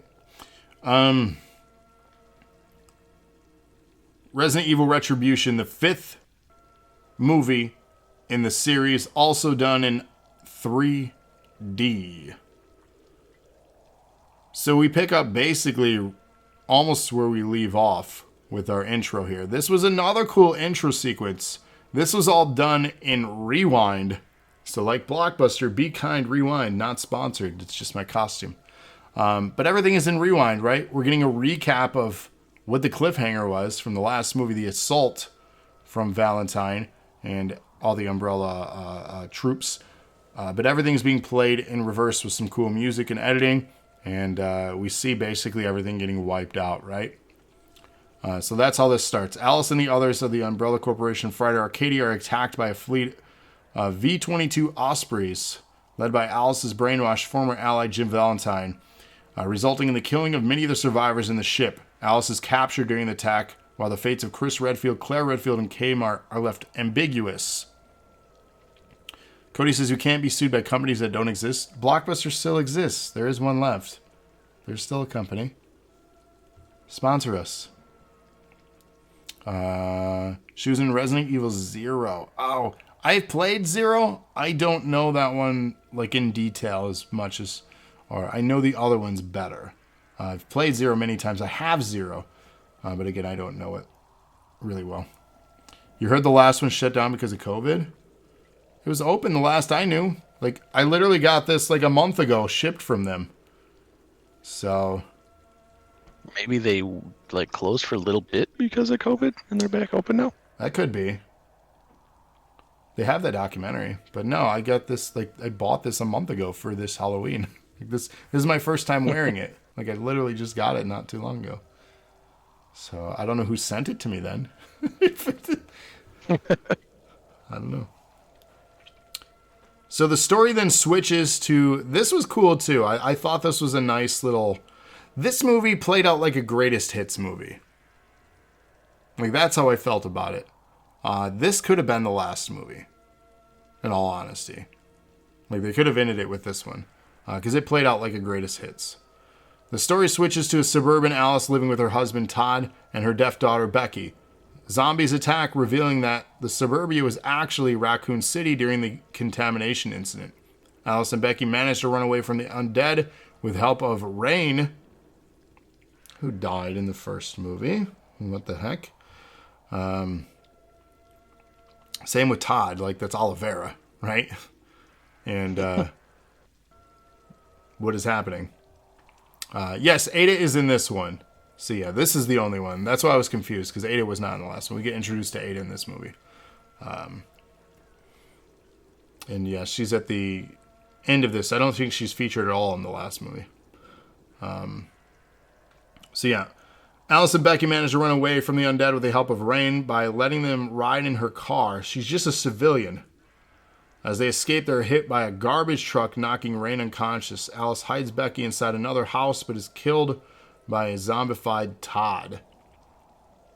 So what the hell is happening? Like, this is so confusing. Meanwhile, the real Alice awakens in an underground facility as is interrogated. Love later in the movie, the little girl's like, met your sister, I don't like her. Oh, yeah. When they meet the other clones of them. Spoiler. That's good stuff. So she's being interrogated by Jill. During a power failure, Alice escapes her cell and the laser grid, finding herself in a simulation of the Shibuya Square in Tokyo. He said, I'm going to flip out. What am I flip out?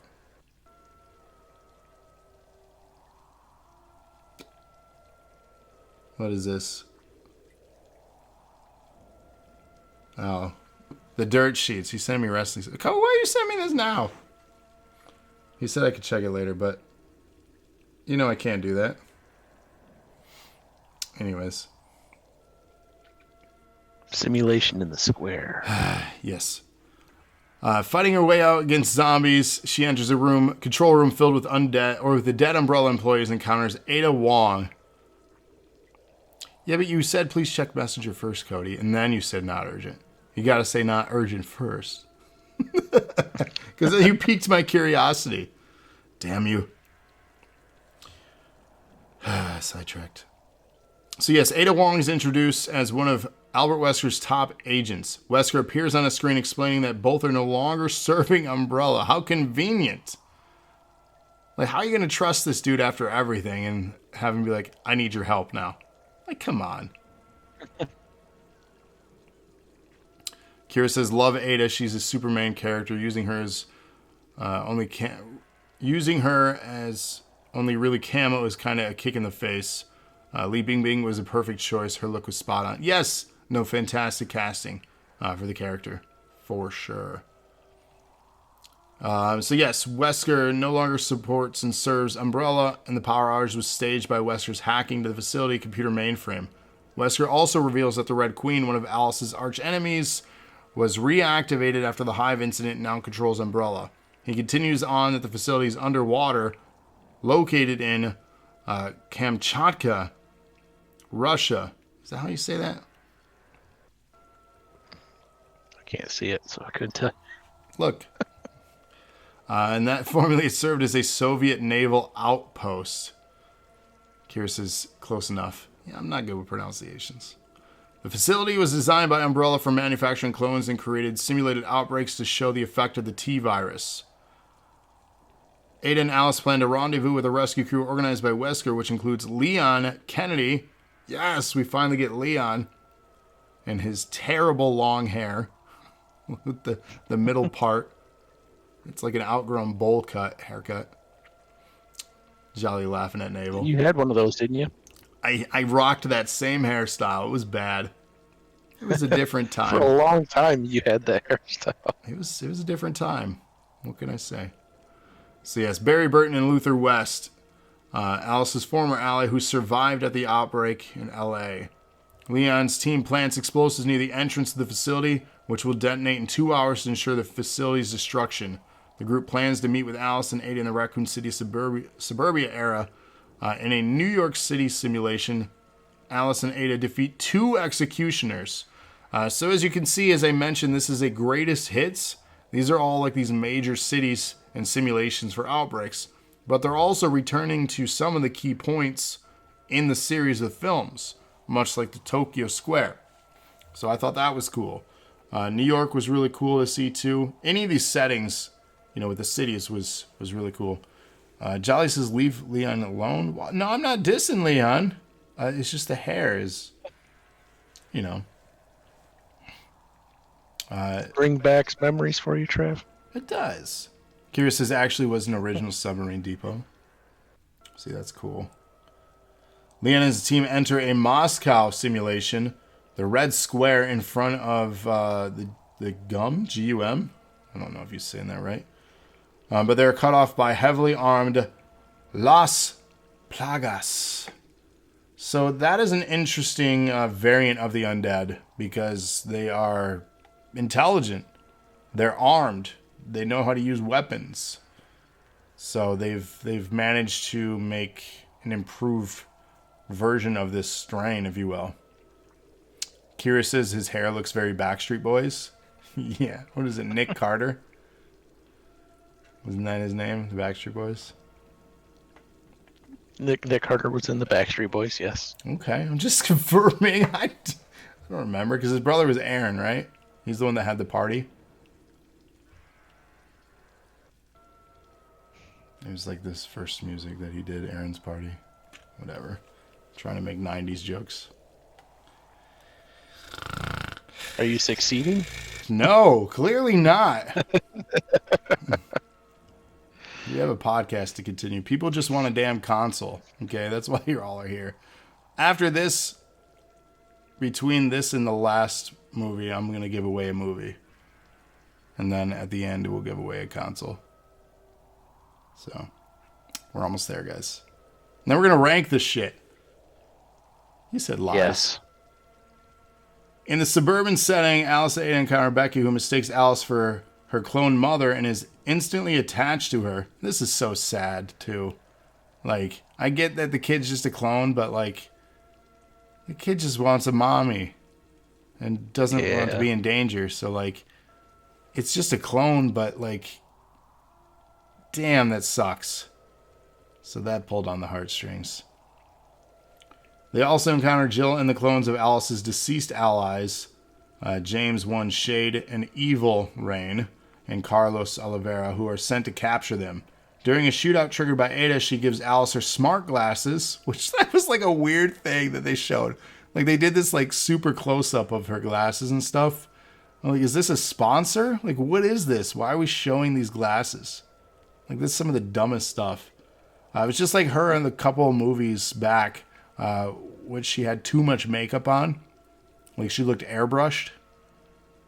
Because, like, this was around the time she got her makeup deal. So I felt that was strange. She was, like, super airbrushed compared to what she looked like in other ones. Kira says, see where we see a super mutant liquor tongue for that 60 feet tall. Didn't make sense. What's up, David? Been a long time. Comrade, how are you? Speaking of, we were just talking about Russia, comrade. So she gives Alice her smart glasses and her grappling hook so that she and Becky could find their way out before become separated. The two encounter the good clone of Rain, who they met in Suburbia at the beginning. This is that line that was said. It was, I met your sister. You know, we don't like her. She was mean or whatever. And then in the Moscow simulation, Alice gives her a weapon in order to help keep Becky safe. She's teaching her how to, you know, just aim and pull the trigger. Like, she didn't know how to use a gun, which is funny for the character, like, right? You're like, no, this character's badass, but they make her all, like, I don't want to say just pretty, but I don't know how else to define that. Domesticated? Sure, that's a better way. It's less condescending. And less... I don't know if it is, but... And less sexist, but, you know. She then rescues Leon's surviving crew from the barrage of Las Plagas zombies who are chasing them down in the cars, which is actually taken from the games too, and I thought this was cool. And the giant liquor that Kira was excited about. Once united, the group heads toward the tunnel and reaches the submarine pens in the facility exit, but are soon ambushed by Jill's team. Becky is captured by the liquor, and Good Rain is killed, breaking her neck against the concrete of her being thrown by the liquor. I thought that was harsh. I'm like, damn, and she dies again in these movies. Like, how many times are you going to die in the Resident Evil movies? We talked about the fight scene between Ada and Alice, the choreography.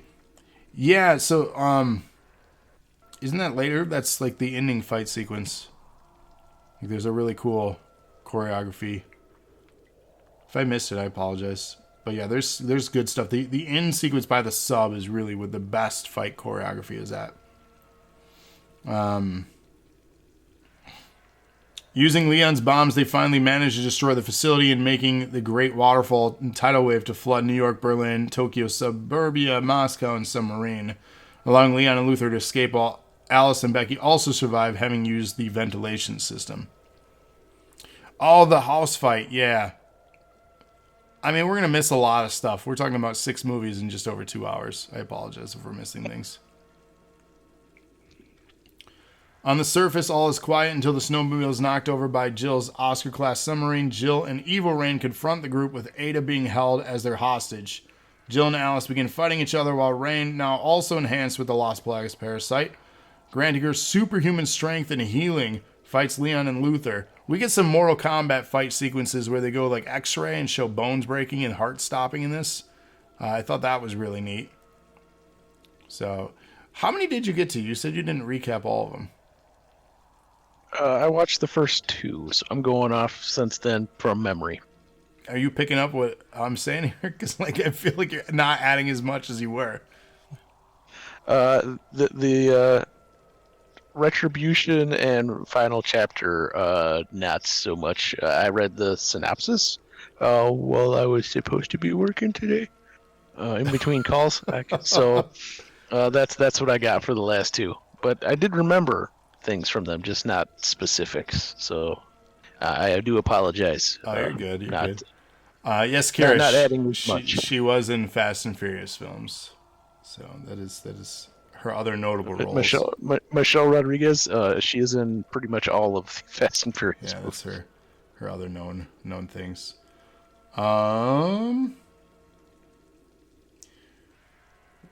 Alice is able to tear the mind-controlling scarab off of Jill's chest, returning her to normal. Unfortunately, Rain kills Luther while Leon is knocked out. Realizing that Rain is too powerful to fight, Alice shoots the ice under her feet, and she is dragged down by the swimming zombies from the undersea installation to be devoured, killing her for good.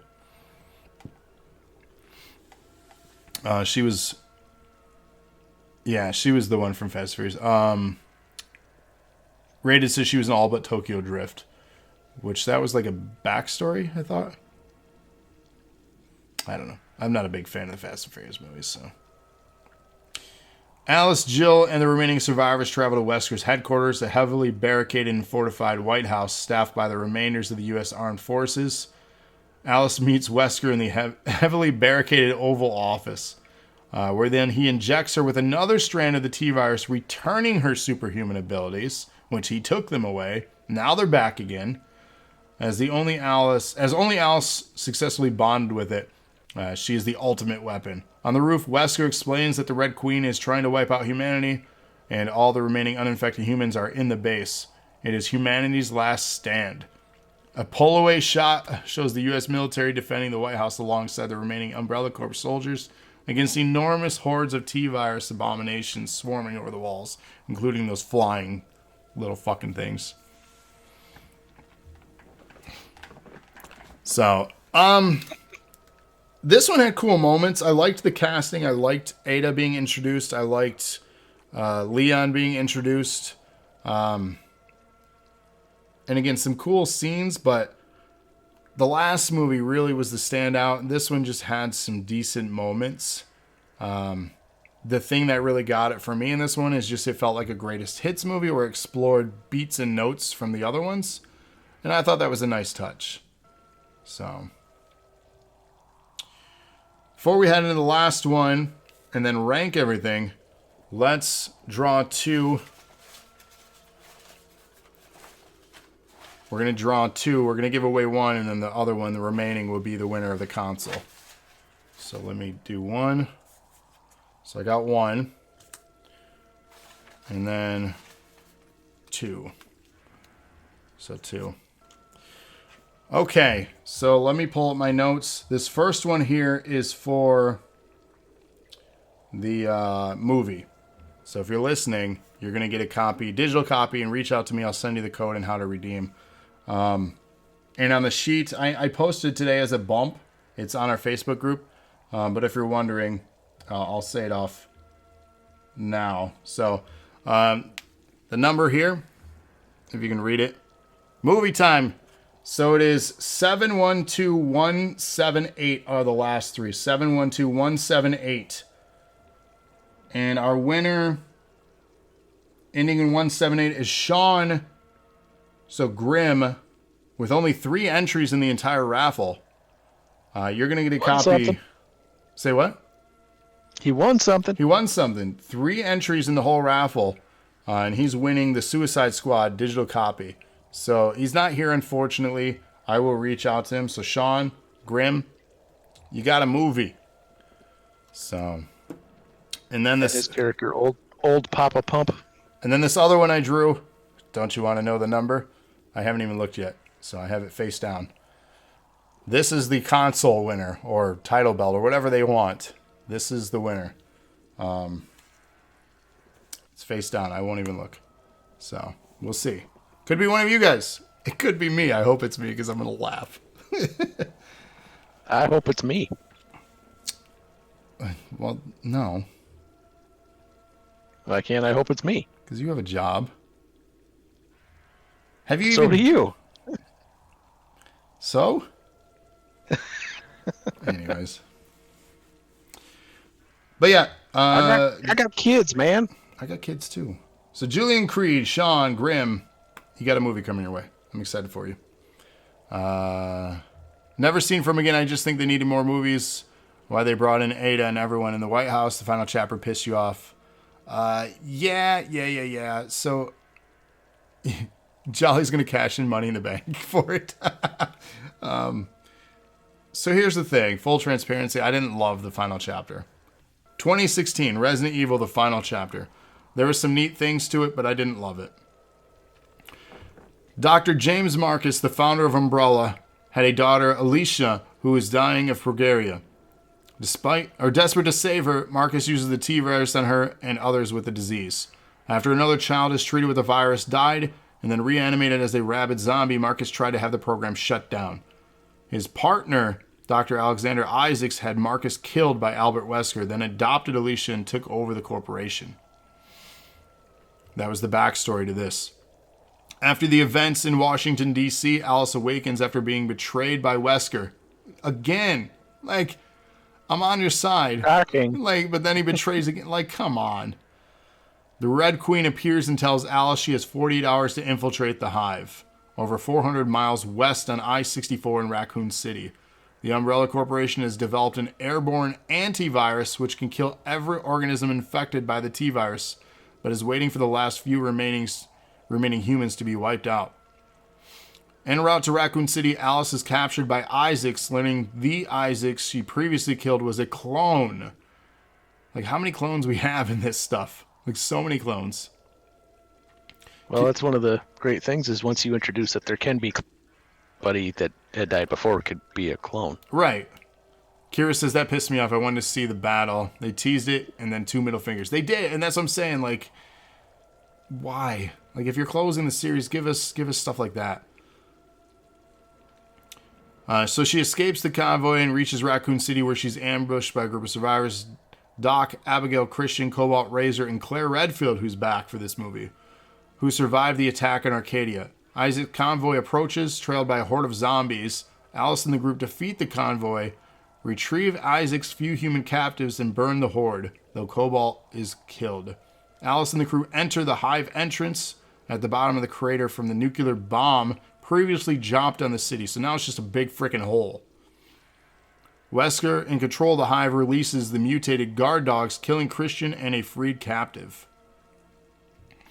The Red Queen appears to Alice and explains that her program is in conflict, as she can never hurt an Umbrella employee, but also must value human life. She plays a video of Isaacs explaining to Umbrella's executives a plan to release the T-virus. Cleansing the world of humanity, much of the rich and powerful, including the company executives, are being stored in cryogenic capsules in the hive. Of course they are. Man. This is so realistic, too. This would be how it played out. There's theories, and conspiracy beliefs that there are facilities like this and ready and waiting in case of events that were so bad, right? Where people can go in hiding and survive. Fallout shelters, if you will. Maybe it's true. You know, it's one of those things that it's possible, but who knows? Where was I? So, with the intention of rebuilding the world following the resulting apocalypse, the Red Queen warns Alice that someone in her group is helping Umbrella. So there's a traitor among them. Go figure. He knows that. Why did you just tell her? Yeah, I don't understand that either. Why the secrets? why now are you keeping secrets? Like, the group encounters several traps, killing Abigail and Razor. Alice and Doc plant bombs throughout the hive from leftover equipment of the original team to investigate. So we're getting, again, a nod to the original, beats in the hallway of the hive, coming full circle to where it all began for us, all those years ago. Alice confronts the real tech-upgraded Isaacs.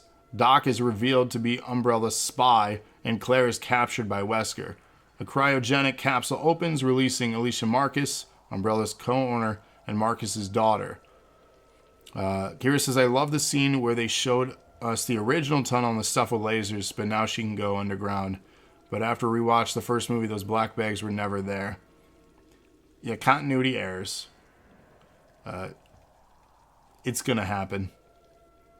I think it's just, we're supposed to respect the location and not the placement of things that may have moved. And they could have moved things, maybe. Who knows? I don't know.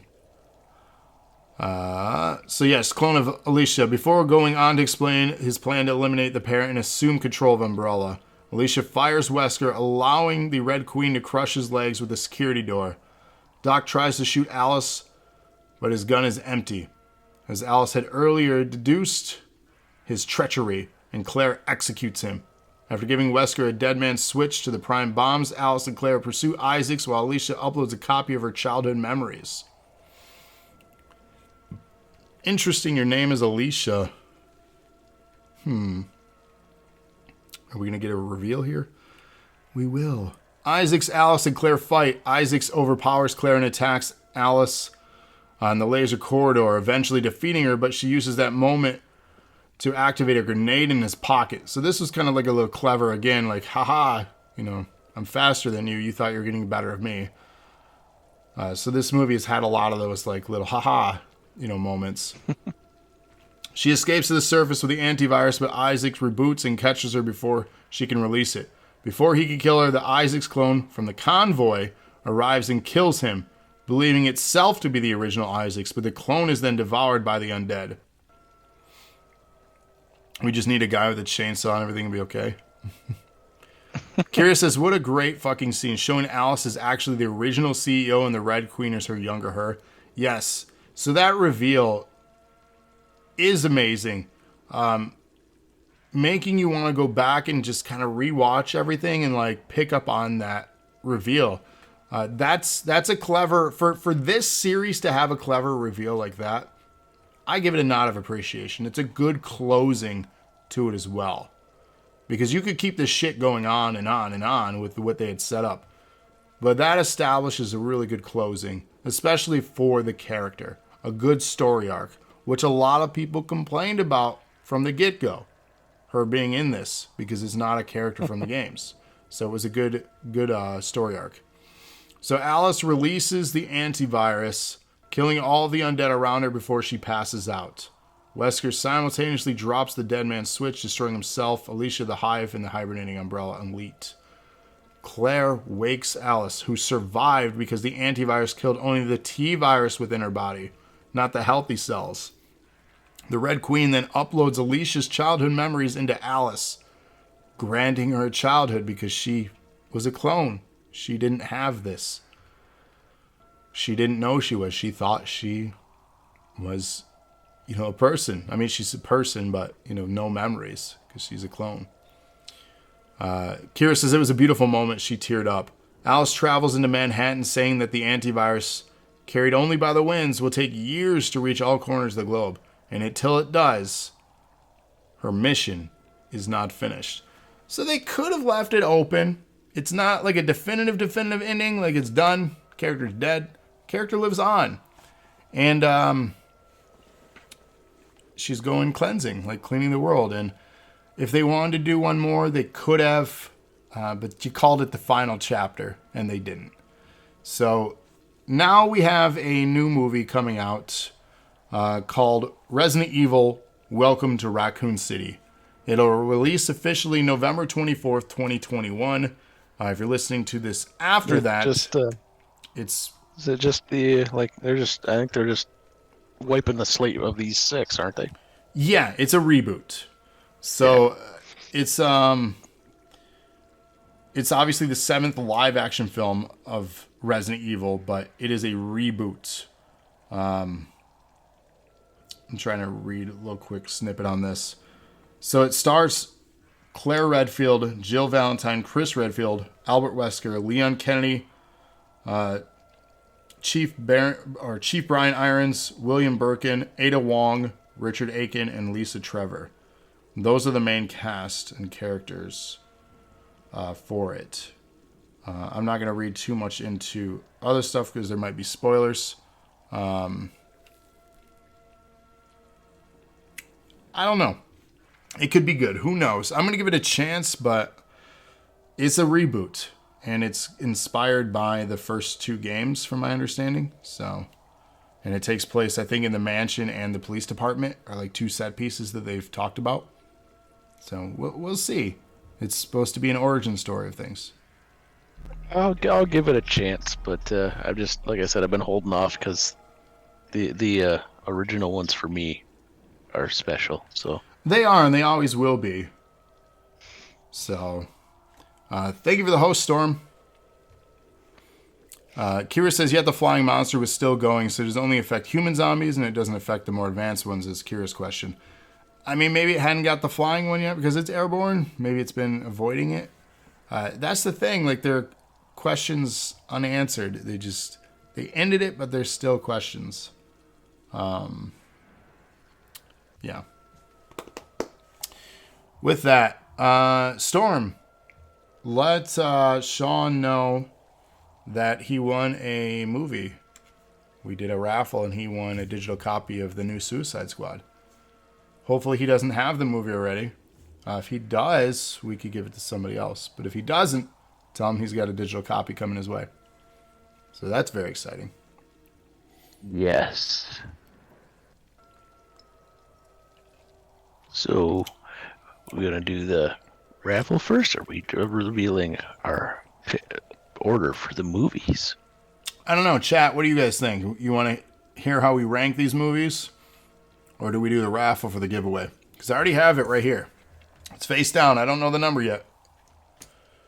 I think we should do our rankings first, because after the raffle, everybody's going to leave. You're not wrong. You're not wrong.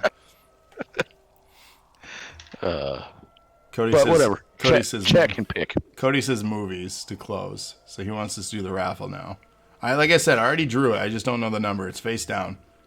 Are we going to raffle off any Cody stuff? Did he ever say? Cody says he's not leaving. Ty wants a cookie. Cody, did you want to raffle off anything? I could pick from more things. Or do you not want to raffle?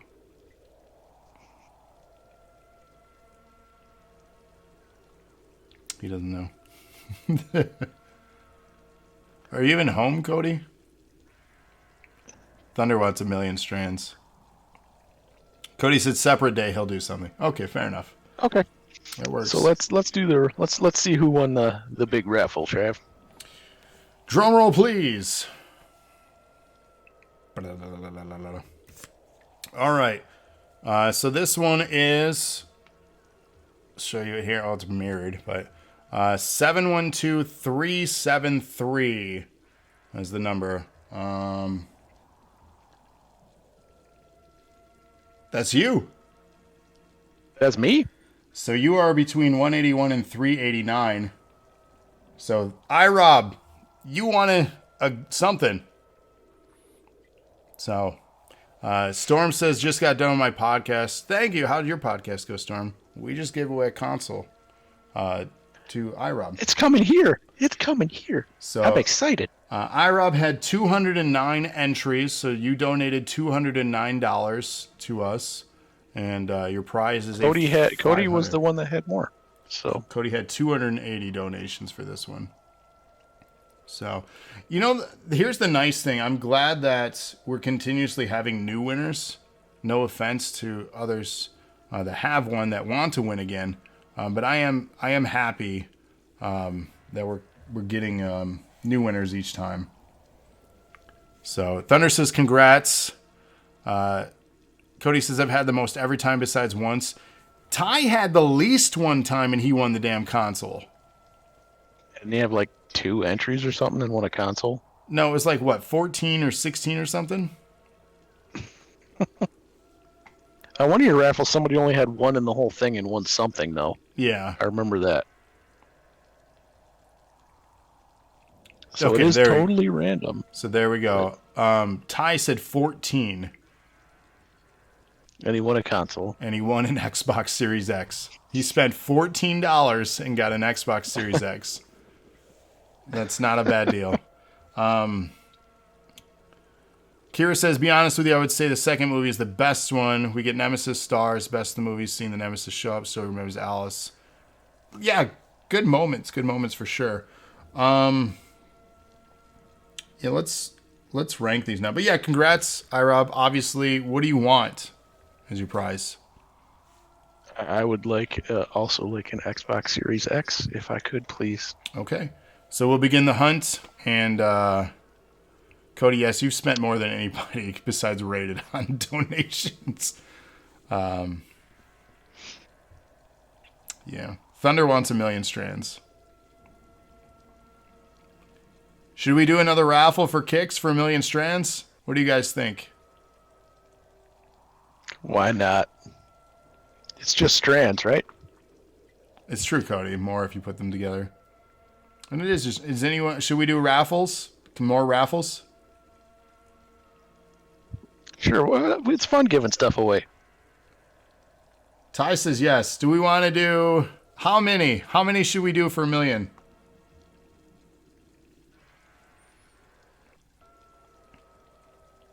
They just qualified. Congrats, Emma. That's awesome.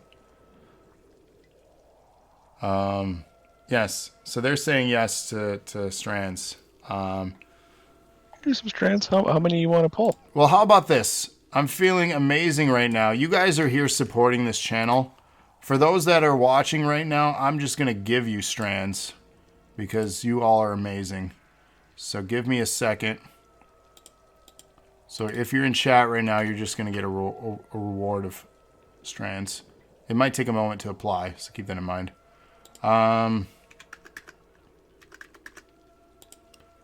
So all of you right now just got 500,000 strands. What do you say about that? What?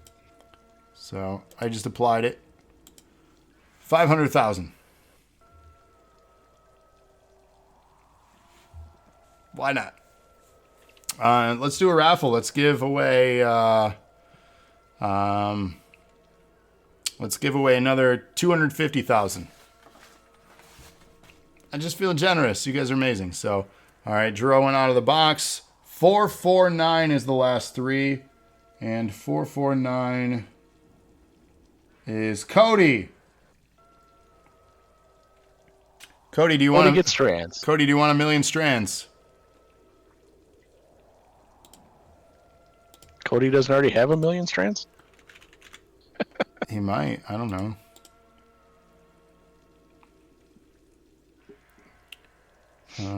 Let's see.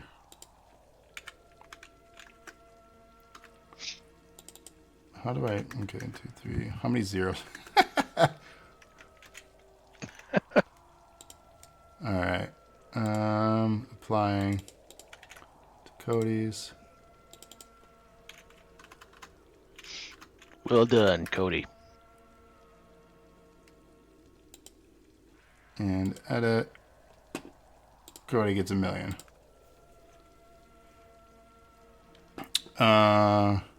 He wants them all. What just happened? We're just giving away things. You get strands, and you get strands. Yeah. You get strands. Should we do more?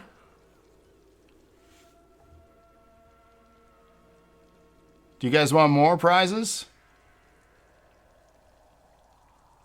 I'd say pull one more. Maybe. I don't know. Yeah. What's up, Grim? Grim, you want to copy a movie. Grim, do you have the Suicide Squad yet? The new one.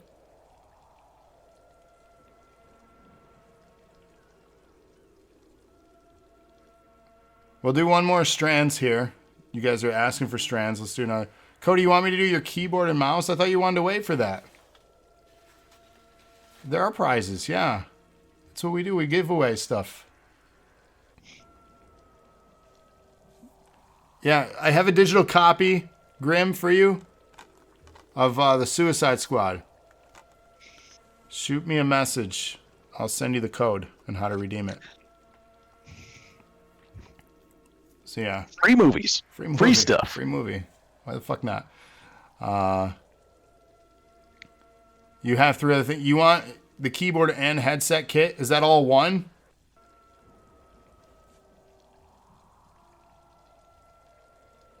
Is that just one, Cody? We're waiting on his response. But yeah, this is what you guys get for checking us out. Blockbuster. Not sponsored. What was the question? Is the keyboard, mouse, and headset kit, is that all one prize? Is one person getting all of that? Did Ty win? And then we do have to reveal our rankings too before we're done. Yeah, we're going to close out with the rankings. We can't forget that. Okay. So Cody, you want me to raffle that off now? The keyboard, mouse, and headset kit.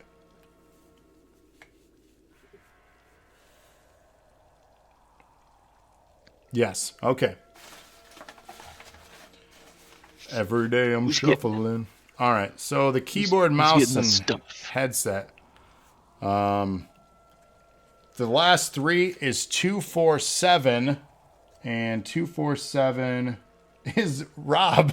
It's you again. You can re-poll again if you want, so I'm not winning everything. Okay.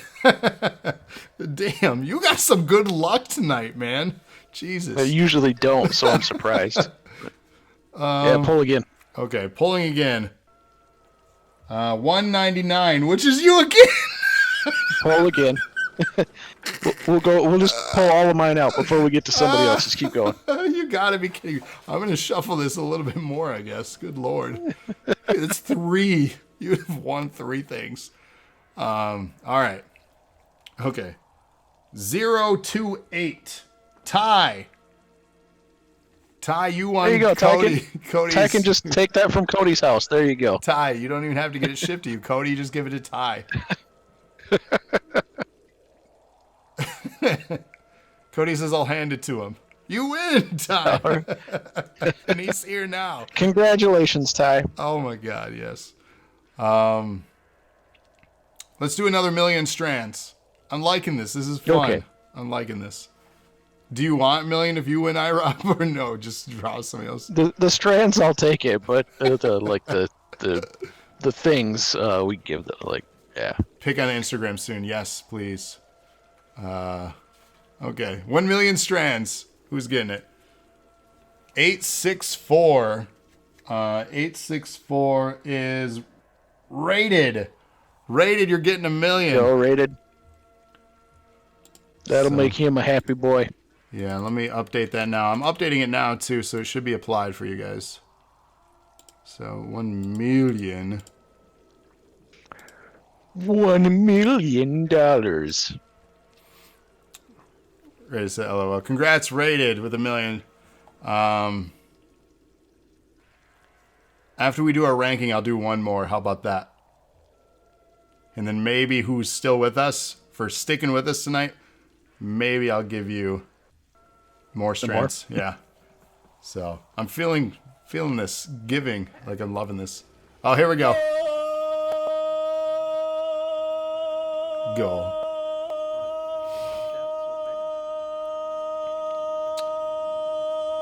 Yeah, Good. Rob won a kidney because he's won literally everything. So let's rank these. Damn with the screamer, Emma with the screamer. Because I have it. So now. are we gonna just each do our whole list, or do you want to like pick which is the sixth for each? Like how we want to do this? Let's talk 6, 5, 4, 3, 2, 1. So 6. What's the worst one in the series? Trying to think of those. For me, and the bottom 3 for me are all kind of, you could interchange all of them, but for me, I put Retribution as my 6th. Ouch. Okay. I would probably, even though the final chapter had some important things, I would probably have to put that as my number 6. Number 5. 5 for me was Afterlife. Okay. I would probably have to put Retribution at my number 5. Number 4. And 4 for me was Final Chapter. My number 4 would be Apocalypse, so the second one. Okay. And then 3 for me was Extinction. Okay.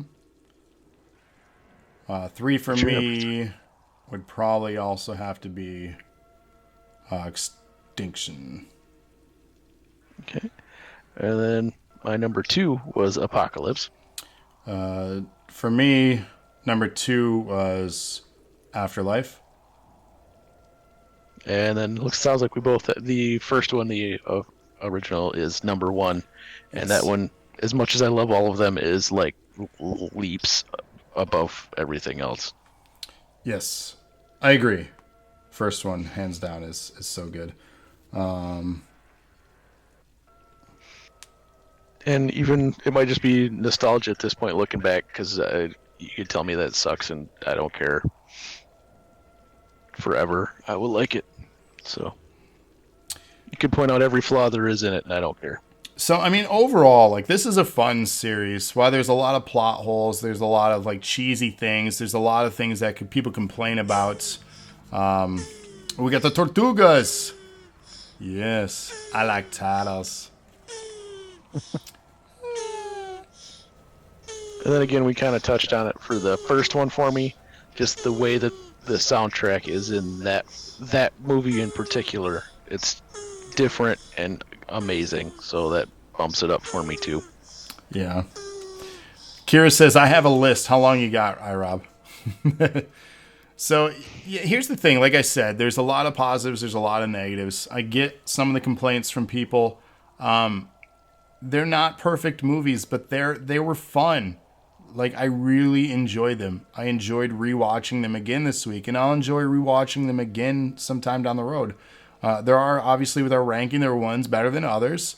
But overall, like, for Resident Evil and video game films, we got probably better than what we even deserved with the track record of people making video game films. Let's be honest.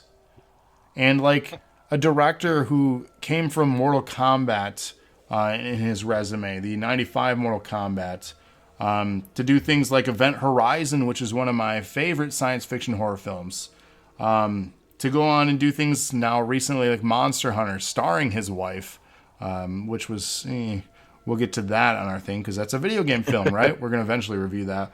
But the man has an extensive resume. DOA, Dead or Alive, that's one you've been begging for us to review for a while. No, just no. end the torture at some point. We will get to it. So, like, oh, we got Chicken Dance.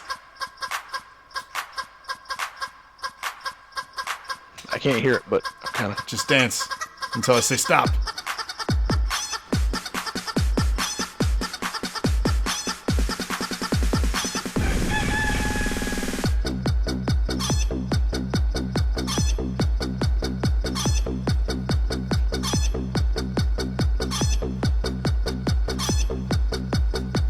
you don't realize how long this is till you No, we gotta go. We gotta go.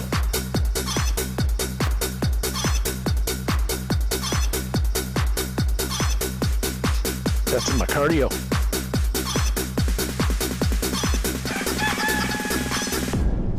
Still going. You just keep making me do this. You realize I can't hear it, so you just like tell me it's still going the whole time.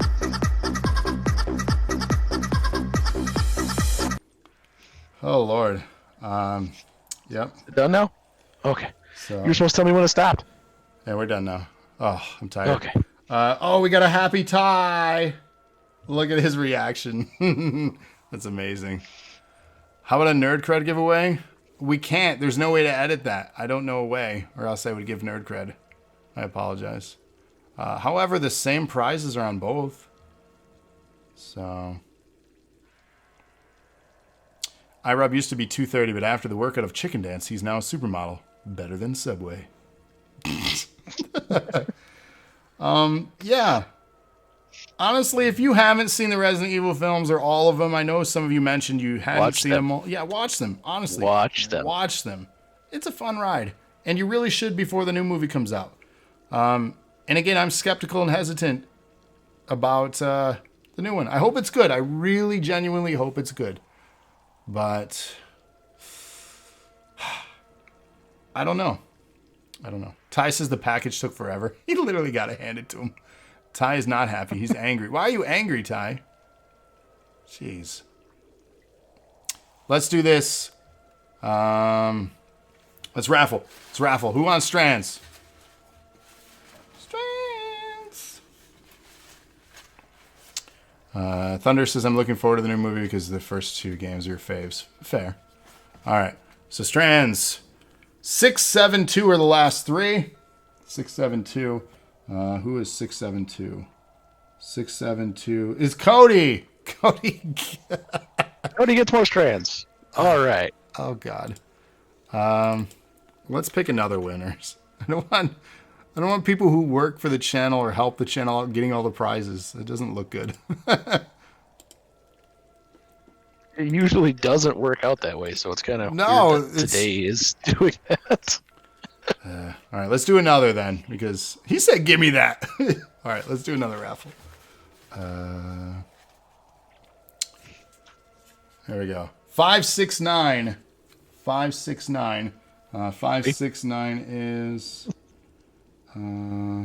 God damn it, Cody! Oh Lord, hold on. We gotta give Cody another million. Was he going to be at like 10 million by the end of the show? He's at 4. He's almost to 5. We're doing another one until Cody doesn't win.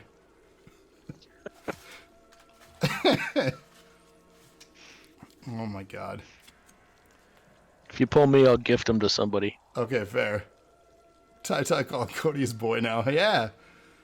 109. DKA. So DKA. There you go. Let me give him his million.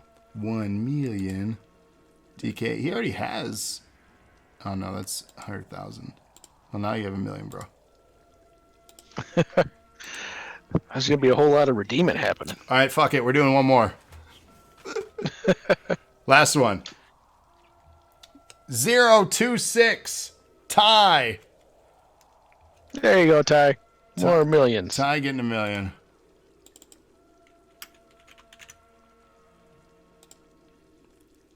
And 1 million your way. And so no one feels left out. Everyone gets 1 million right now that's in chat. I don't waste all these people's time bitching and moaning and bitching and bitching and bitching and bitching and bitching and bitching and bitching and bitching and bitching and bitching. Are you bitching? Yes. Yes. So look at the look at all the redemptions coming in now. Grim, thank you for the host. Time to turn on the GM show redemption. Oh no, we would be so backlogged. I'll just make the GM redemption 10 million instead of 1 million. Things that nobody else has the balls to say. Cody. There would be 1,000. What is that? 1,919,774 GM shows. A GM show for 3 mil because Cody wants the GM show. I love that the view count. Cody's already going to have a GM show. He is technically. So we have one more night, 2 more nights technically in the month, and Survivor Series is our next pay-per-view. As of right now, Cody, you are our leader. With that, Cody, will you be giving away the pay-per-view again, but still controlling the NEW title picture? Because keep in mind that Survivor Series. Announcement has been paid for by the... Grim says, and to think I just showed up because I like you guys. Awesome surprise. So that's the thing. Like, you never know what's going to happen on our shows. Hang out with us. Have a good time because you could get stuff. So. Stuff and things. Stuff and things. He says, Trevor says, just for tonight can really piss some people off. Cody gave the last one away. Are you going to give the next one away? So that's the question. Can I take away 1 mil from you? Give it. Emma, if you were in chat, you get it. But let me just give Emma another mil because Unlike you, I'm not going to take anything away. I don't like taking away from people. Bitching and moaning. But Emma, let me give you 1 million. And bitching and bitching. There you go. Bitching and bitching and bitching and bitching and bitching and bitching and bitching.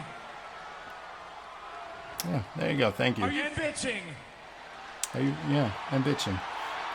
So yeah, Storm says, no, Creed, I was watching. You were just like, what Nah is on? See? Yeah. Everybody redeeming now. You give them money and it's just burning a hole in their pockets. There'll be plenty of time to redeem, peeps. You guys can redeem when we're off air too, by the way. And bitching. Yeah, and any of the replays that are happening? Or just in general, you can redeem. Just hop in the channel chat and redeem. It doesn't have to be something happening. I have the balls to say things that nobody else has the balls to say.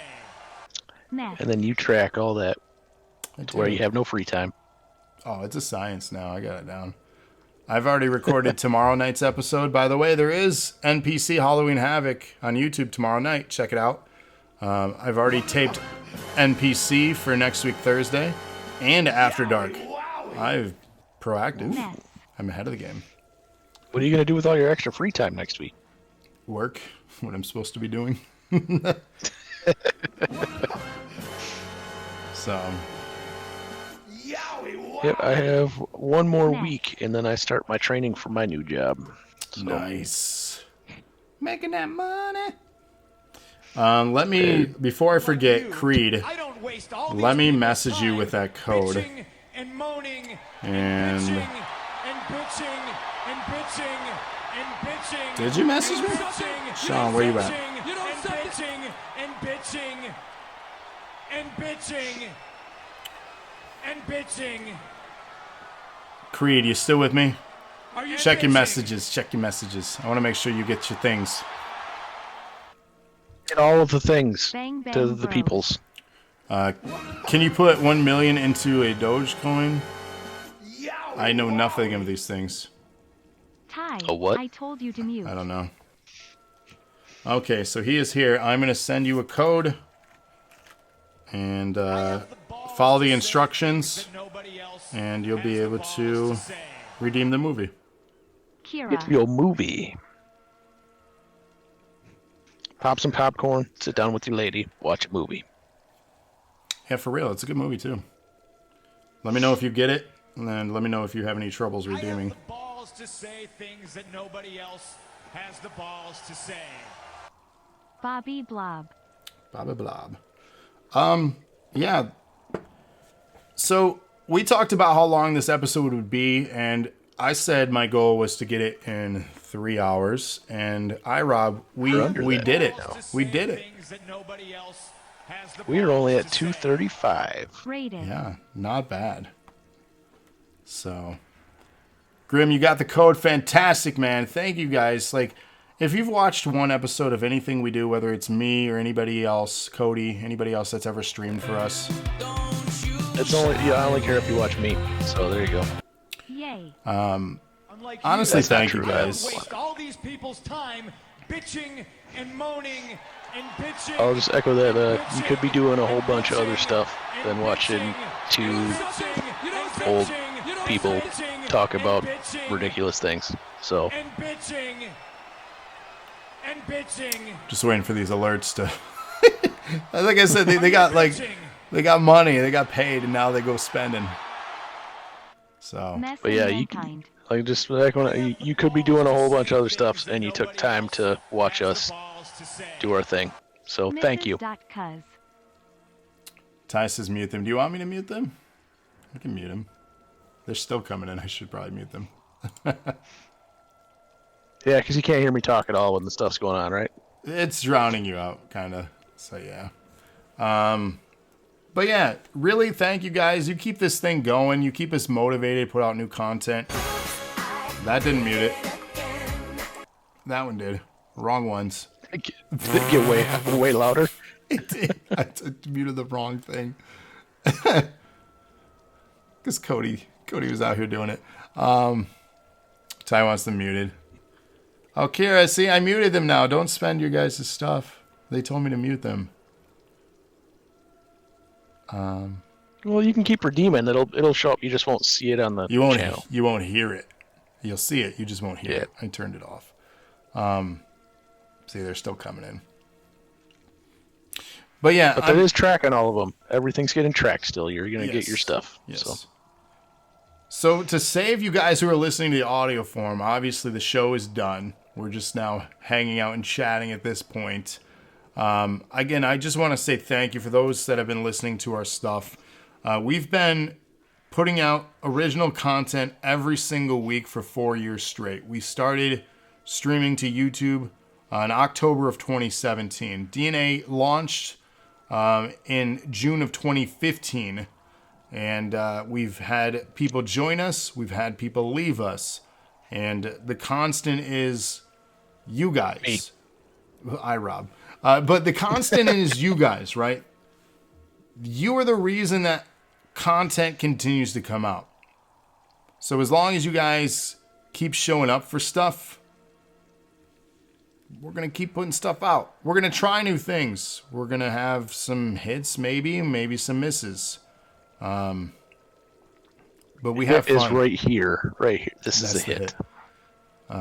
Thunder says, I hope the Naw family has a super happy and safe Halloween. Thank you from us to you as well. Do one more poll we get to do some fun stuff. Just random family tidbit. My daughter Emmy, she will be 8 tomorrow. That's crazy.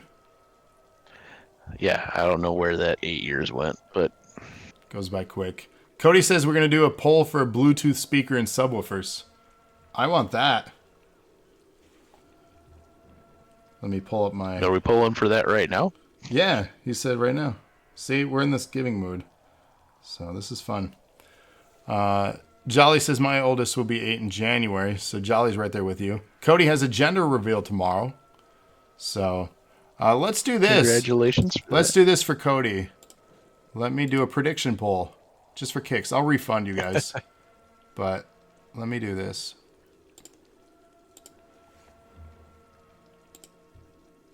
Team boy or team girl? Will it be a boy or girl? Everyone vote. I'm going to give you guys 2 minutes here. I'll give you your currency back. I'm just curious. So, vote, do the thing. Oops. I'm blocking you out. Can't see you. Grim says my oldest turned 19. Man, goes by quick. Yeah. So let's poll for... She's 8 going on 16. Where's my sheet? Okay, so Bluetooth and sub combo. Okay. Numbers ending in 386. That is you, iRob. Oh, it is? Yeah. Do you want subwoofers and speaker, or do you want somebody else? Pull another one. See if you get other people some stuff. Okay. Your luck tonight, though, I gotta say, like, what the hell? You haven't pulled any of my name on any other drawing ever, and it's coming out a ton today. All right. Ending in 038. Mark Bennett. He's not here tonight, but Mark. 0. So you have to ship that to England. There you go, Cody. You have to ship it to England. It's going to be expensive. I'll have to look up what that is. That can come out of the fund, maybe. Yeah, there you go. It's the side effect of international support, unfortunately. Shipping overseas sucks.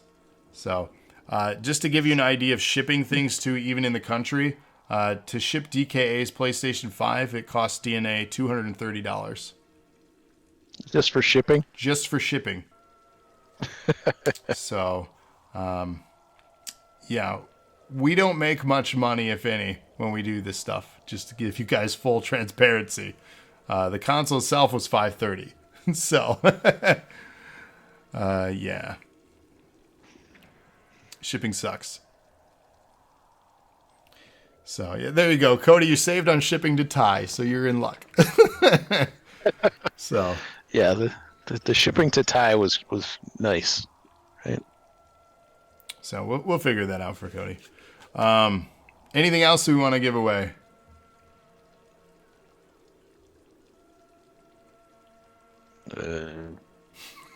How about this cup of palm? I'm drinking palm.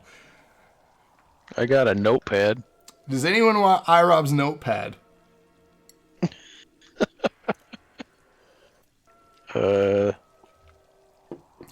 Jolly wants your notepad. I got a Count Chocula. Emma wants a hug from Ty. Everybody wants a hug from Ty. You know what I got in the mail today? I'm very excited for this. I'm not giving this away. But I could resell this for a pretty penny right now. It is the N64 controller for Nintendo Switch Online. So I got that in the mail today. Super excited about that. Because if you're going to play N64 on the Switch, you have to play it somewhat authentically. So, Cody, you're saving stuff for the Christmas special. You have another keyboard and Blu-ray. Okay, yes. Christmas special coming up quick. I can't wait for that. We're going to do something like this too for our Christmas special.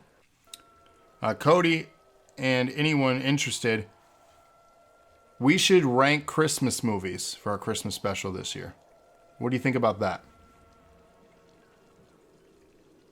There's a whole lot to choose from. There is, but we should rank and make a top 10 list.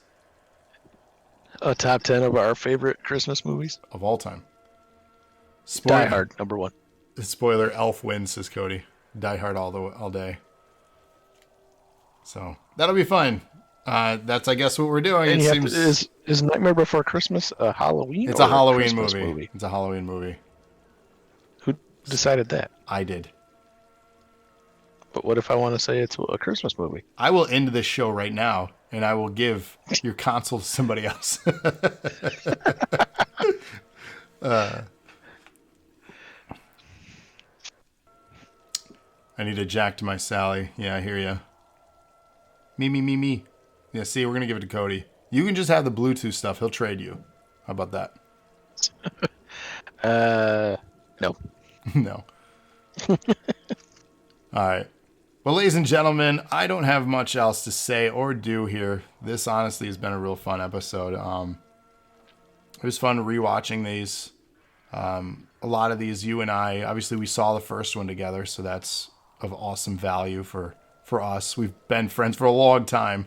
But like having movies that we think about highly and then all these years later be able to talk like this, like that's cool. Kira says nobody's getting that notepad.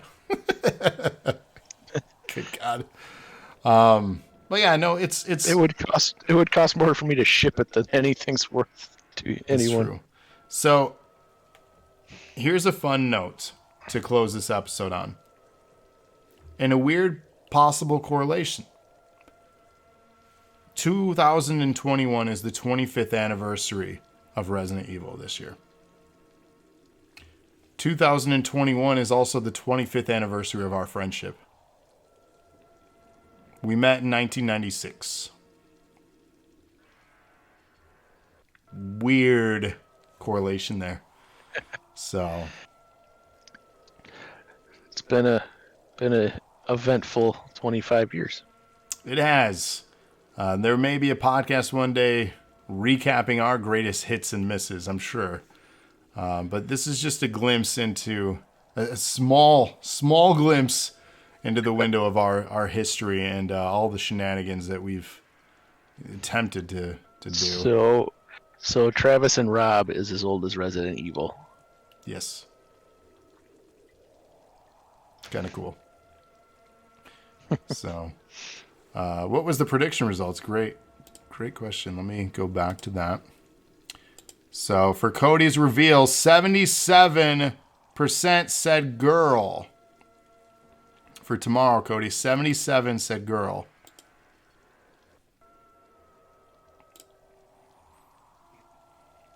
Cody wants your glasses. We're going to give away your glasses, iRob. That's not an option either. I can't see without them.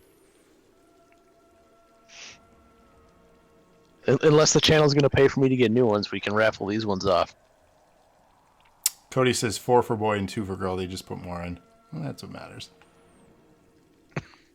Emma put 13K on girl. Kira wants your beard. She always wanted one.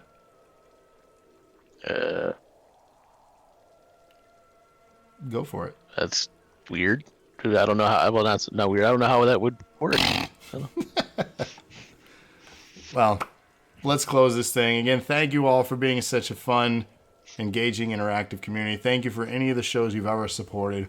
Anytime you've liked a post, commented on a post, found us on social media somehow, shared something with us. We're on Instagram. We're on Twitter. Check us out. YouTube, Twitch, Discord. Everything. Again, any interaction. You're here now, and that means a lot. So, we're going to keep going. I'm looking forward to more stuff. You want iRob to sign his shirt and send it. What's on your shirt? Okay. Michigan State football. Okay. Because we had to pick our sides for work today. So. Oh, is that the State and Michigan game this weekend? Yeah, that's tomorrow. How fitting that you're wearing green and I'm wearing blue. What the hell? That was not planned. Because you're closer to Michigan. Down the road. I was going to say, I'm right down the road. I'm right in town for U of M, and you are closer to State then. Weird. The universe, I tell you. But anyways, we digress. We thank you. iRob, thank you. And I'll be in touch with you soon, obviously, about your prize. Congratulations. And let's make this a habit, chat. Let's give things away more often. What do you guys think? I have a lot of stuff. And maybe... And things. So I want to give things away. I think that'd be cool. So... Which is different than stuffing things. Yes, very different. But that's all I got for now. When does the shift start for you to go back to the spirit world? What? What are you talking about? I'm so confused by that. I was in the spirit world? Blockbuster's not dead! There's one left. Look it up. There's one left. Look it up. That's how I got this. Not sponsored. We have to say that. Anyways, you guys are the best. I'm going to end this thing. For those still hanging on, I don't know why, but you're here. Thank you. We will see you on the next episode. Make sure to check out NAW tomorrow night on YouTube. NPC Halloween Havoc. 6 contender matches in our tournament for a new #1 contender for the NAW title and the NPC Championship on the line. 6 people competing inside Hell in a Cell. That's going to be amazing. NAW is back next Thursday as well with 3 big episodes. NPC, our live show on Twitch at 8 p.m. Eastern Time. And then after that, After Dark. So again, stacked night every Thursday right here on twitch.tv/DoseOfNerdAcumen. Again, stay connected with us. Turn on alerts. Go ahead. I might be there. Like in person? No. Oh, okay. You're derailing me, sir. Stay connected with us. Sorry. Join our social medias, our Instagrams, our Twitters, our Facebooks, our Discord. Stay connected. Turn on notifications again for pop-up streams. Check out Cody and Trevor with the Nerds of Wrestling podcast when that returns. If you ever miss an episode, check us out on Spotify, Google, Apple Podcasts. Subscribe today. Hundreds of episodes in our archives. Almost in the thousands of videos available now on our YouTube. If you're ever bored, scroll through that, leave a comment, leave a like, share it out. Let us know you're checking out our content by just saying, hey, great video, or hey, thumbs down, that video sucked. We want to know. Feedback is feedback, and we can't get better unless you tell us that we need to get better. So with that, I'm going to get better and actually into this damn episode. So thank you all for watching, and until next time, take care, everybody. Good night. Hey, keep it real.